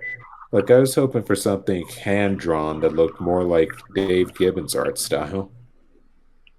Yeah, dude, and I love it, man. I love what's his name, the guy we were talking about earlier, Darwin Cook. He's just so great, man. If we could just really get that kind of art style, like in a more like accurate, more consistent, and more consistency with like that kind of art style. Man, that would be dope. Yeah, like just Give me a second right here. I might be losing. Just give me 1 second. Mhm. I'll be right back. Gotcha. What's your take, Eric? On which part? Yeah, I guess really like the Redditor's point of view of it, like ruining like photorealism, ruining gaming. Like, what if that argument were to be shifted into a different medium, such as animation, and maybe instead of photorealism, it's more something like computer generated imagery, like when you see in computer generated shows like the Blade Runner one on Adult Swim or any kind of show, really. I think in relation to that, my ultimate take is I don't think there's really anything. It's hard to say that there's like, oh, what a medium should and shouldn't be, or what belongs in a certain medium, because it's like there's so many people, right, that prefer hand drawn animation as opposed to computer animation. And it's like you can't really say that computer animation doesn't belong, because computer animation can obviously look beautiful, but there's also something that can be said about the hand-drawn animation that is also really nice. So it's like, for me, it's like one of those things where it's like it's really hard to say that like, oh, this thing is like ruining this medium, because I don't think that, you know, computer animation ruins animation overall, because there's so many different like things you can do with computers now as opposed to hand drawn. And so I guess that's ultimately it. It's like kind of like art can be anything it needs to be within whatever medium, you know. Right. Like almost so long as it fits perfectly in line with the themes of the story, because that's really where it all starts before any kind of graphics are made or any kind of animation is drawn or planned out. It all just starts with the story and idea in mind.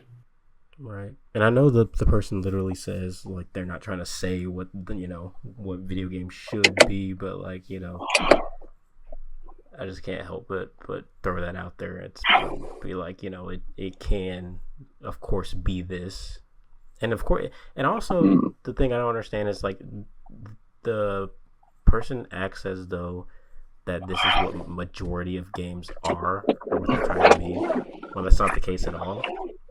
I think if anything, like those types of games are kind of like the minority. Yeah, because there's you need a lot of money to do that. It's Right. like you're talking like every developer's out here with this kind of Last of Us, like vision, and I'm like, we can't, we're not even allowed to think that heavy, dude. Right. You know, and let's be real. How many We're- gamers are actually into those types of games? Like actually into them? Yeah, a lot of gamers like play them, but how many are actually like really like hardcore? This is my jam. Most people are like, oh, I'm hardcore first person shooter. I'm hardcore Metroidvania. How many people are like hardcore cinematics type game? That's like saying like, man, I'm a hardcore. I love 5-star only exquisite meals. Like everybody likes Uncharted, but it's not like they fucking make one of these. Like that's why we like it, because it's so. We get one every once in a while, and they're high quality. True. You know, they're not niche. They're really high quality, but it's not like they make one a year. You know, so of course. I mean, what I'm saying is, like, someone like my mom can appreciate Uncharted when she sees it on the TV. You know what I mean? Because the budget is so spectacular and it's so well done, you know? But, I mean, to say that that's the norm, it's not. That's why we appreciate it, because we know that there's nothing like Uncharted, right? It's so bombastic, but it's so smooth and fluid, and it works that, you know, you can't help but be a fan of it, right?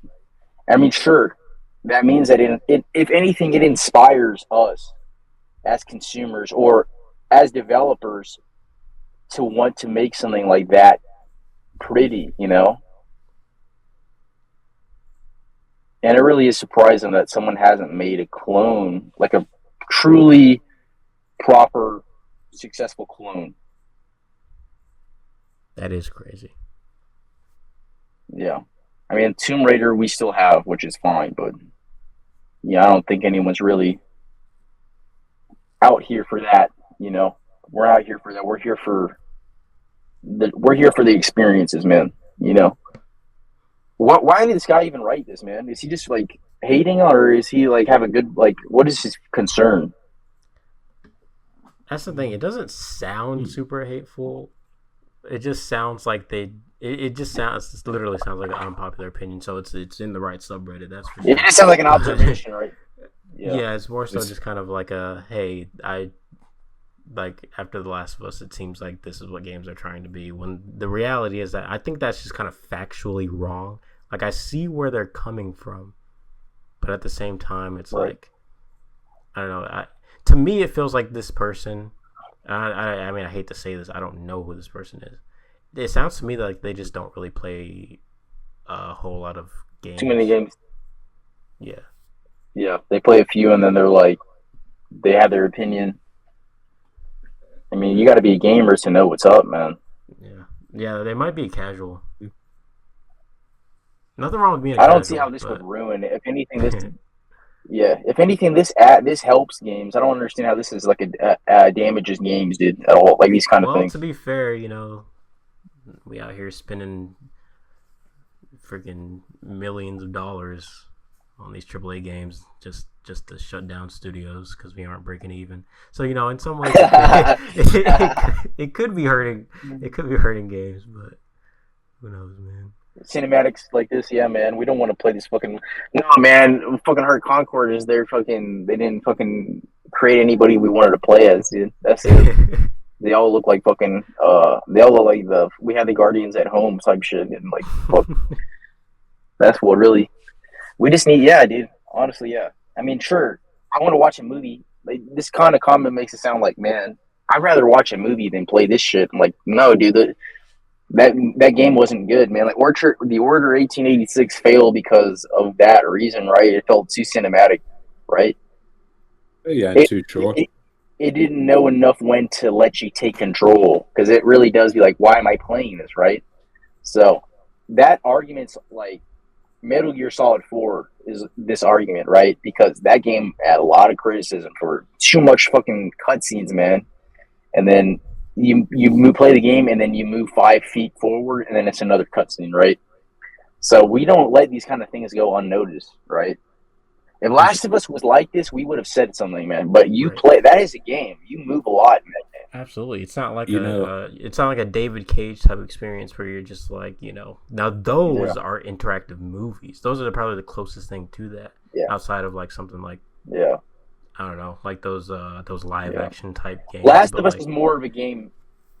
Honestly, Last of Us is more playable than Metal Gear Solid, dude. Honestly, my opinion, especially the fourth one, dude. That's not that deserves that criticism. In fact, do you know something funny? Kingdom Hearts 3, from what I heard, kind of even got a similar criticism. Like, you would be in battle, and then it would go to a cutscene, and it would be like that several times throughout the game. Mm-hmm. Mm-hmm. It's like, just let me fucking move around for 5 minutes, man, without taking away control. At least do a good job of that. This guy hasn't played Metal Gear Solid 4 to be making these arguments, because this is not it. And it's literally like The Last of Us. It's like, you walk around levels, you find different notes that like help build out the world or help you figure out what the hell happened in a particular place. You're like, oh shit. It's like all this environmental storytelling. You can talk to Ellie. There's so many dialogue options in that game that you can easily just miss completely, that actually really help you learn more about Joel and Ellie as characters. It's like The Last of Us is literally like, it definitely takes advantage of it being a video game. I don't know. I guess this person just kind of like blew through the game without really taking a lot of that stuff in. Because I feel like if they did that, this wouldn't be like, they wouldn't use this game to bolster this argument. But dude, like I said, in terms of like, man, I'm biased, bro. No, you're good, dude. In terms of games that take away, this is like the middle of the pack. This isn't like, there's not even like, there's other games on PS2 that are fucking take forever with the cutscenes, dude. Last of Us is not one of them. Yakuza? Yeah, Yakuza, fucking any one of those, Final Fantasy for the PlayStation 2, man. I remember like the demo I played for 10 on Jam Pack, and I was like, is this a fucking movie? I've been in this for 20 minutes, and I don't know what the hell's going on.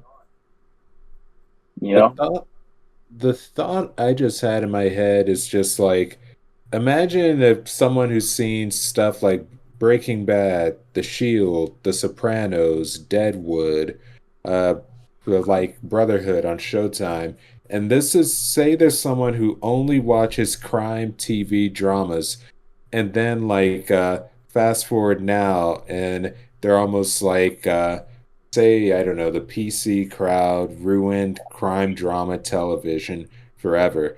And like, the thing is that these long, sprawling crime dramas, these sagas, these aren't the only crime TV shows out there. Like, there's stuff like Law and Order on NBC, or People versus OJ. And like, someone is only restricting the crime genre just to sprawling crime sagas on television, when there's much more than that out there. So it also could have been like what you said, like perhaps this person only played and went for the cinematic video games of the time, rather than just really delving into like other genres. And I mean, admittedly, I'm kind of the same way when it comes to TV or movies. I mean, I'm asking ChatGPT every once in a while to recommend me a good psychological thriller or a good crime show or crime movie. And here's the funny thing. One of the responses it gave me a list, and I had already watched everything on that list that it gave me. Several Fincher Wow. movies, several Nolan movies, several HBO shows. And like the thing is, I'm just not branching out enough. Even though I enjoyed The Office, but just stopped after Carell left. Yeah, that's So the you're thing. saying like I'm kind of the same way with games too. I mean, just like media in general, but especially with games. Like in recent years, I've really tried to like branch out and play more of a variety of games because it's like I began to realize I'm like there would be so many games that would come out in a year, and I would like I'd keep up with like industry stuff and the gaming news and all that, and there would be all these games coming out that people would be like talking about. I'm just like, I don't care about this.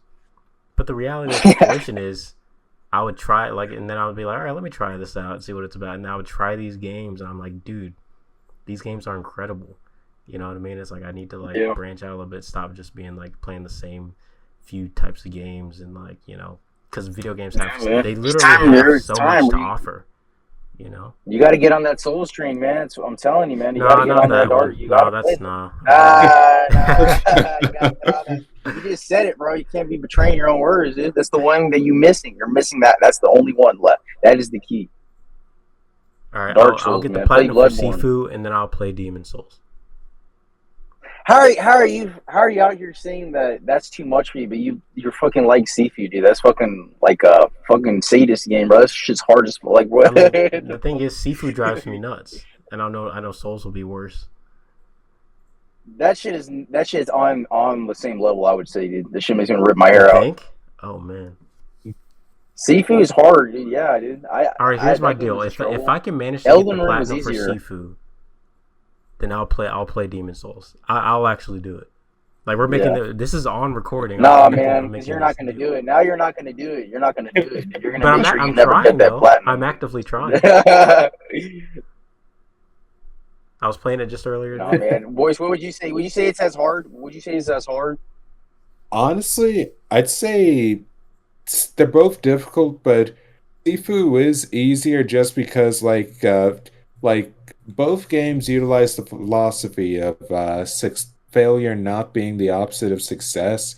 And like with Sifu, it's easy because you're dodging, you're in a closed environment, you're with a set camera angle in some cases, and it's like you dodge, you use your combo, and you're blocking.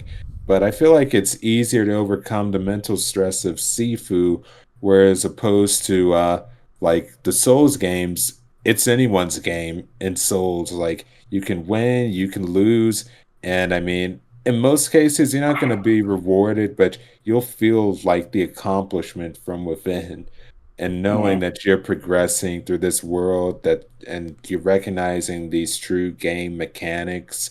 And that's part of what makes me say that the Souls games feel like a true video game. Like they're challenging, they're using the medium, they're making you think, strategize, everything about it. It's great. It's like one of the best games ever. It's like Metroidvania for this generation, but it's Souls. Wow, dude. That's an endorsement if I ever heard one. No, for real. I wasn't gonna go that far, man, but yeah, it's really good. Honestly, for me, the best description I could say is it feels like what games felt like difficulty wise as a kid. You know, when everything was hard as shit. But then you get older and you're like, oh no, I was just my reflexes. But this really does make you feel like that kid again. That like, man, this shit's hard, and then you beat it, and it's really satisfying, man. I felt like that was Sifu too, but man, nah, yeah, Elden Ring, dude. And that's kind of easy too if you like look at the guides. And I haven't even played the DLC. I actually haven't played Souls in a minute, dude. I've been playing a lot of Arkham and Telltale for whatever reason. You know? Yeah. And it's like I think Sifu, it's even such a really great aesthetic piece too, like the art gallery section or even the spa section, like just so many great environments. Yeah, it's a really pretty game for certain. Like a mini John Wick film. Well, mini John Wick game. Yeah. No, it's definitely something, man. And really, that's really what it is, finding your genre. Like Sifu, it's gonna appeal to like those people who love brawlers or like challenging or games with arcade-like experiences and leaderboards. And Souls, those are like the hardcore gamers, like the ones who are looking for a challenge, something new to sink their teeth into and just really dive in head on, taking on a new Yeah. world, new challenges. And Hmm. if I feel like playing something like, say, Sleeping Dogs, then that's because I'm in the mood for like something akin to a 90s action movie with a bunch of action, fun melee combat, mini games, and all that. Hmm. Like a martial arts film, yeah. Exactly. So yeah, I mean, it can be different emotions that lead, and that's another really cool thing, man. I could be in the mood for Hong Kong Island, or I could just be in the mood for GTA with Kung Fu. It's the same thing. The same game will lead. It'll lead me to the same game. The same thing with like Elden Ring. I don't even care that much about medieval, but I like difficulty and I like pairing, combat. I like swords, so that's what I'll play. Yeah, and it's If like, oh, sorry. no, no, you're good. And I was gonna say, and besides, what have you got to lose from trying out a new game that you're not used to playing? Like, except time. But time is, you have more time. You make time. Like, Hmm. heck, it's like, I mean, I got not like I lost nothing by, for instance, saying watching the Barbie movie the same day as I watched Oppenheimer. I gained some insight. I was entertained, and that's that. And that can be the Hmm. same for like if you're playing Souls, and oh Hmm. shit, that could even be the same if I watch the original Predator without covering my eyes when it comes unmasked. Yeah, it's gonna make you feel whatever emotions you're gonna feel, man. And that's That's better than real. feeling bored. Everything's better. Right. I feel like that's the Exactly. moral of the story is, just variety's the spice of life. If you Yeah, got nothing to fall back absolutely. on, then it just leads to burnout and being tired of the same thing. When the reality of the situation is that the problem is you. Yeah, yeah. You got to get that variety up. Thank you for coming to my TED talk. Damn, maybe I am the problem. As Taylor Swift would sing.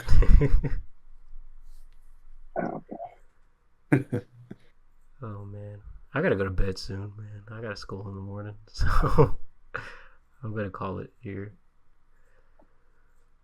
This has been All Real right, man. Time, This seems episode 14. It's been real. It's been a real time. There it is. Yeah, man. I hope you guys have a good night and stay safe.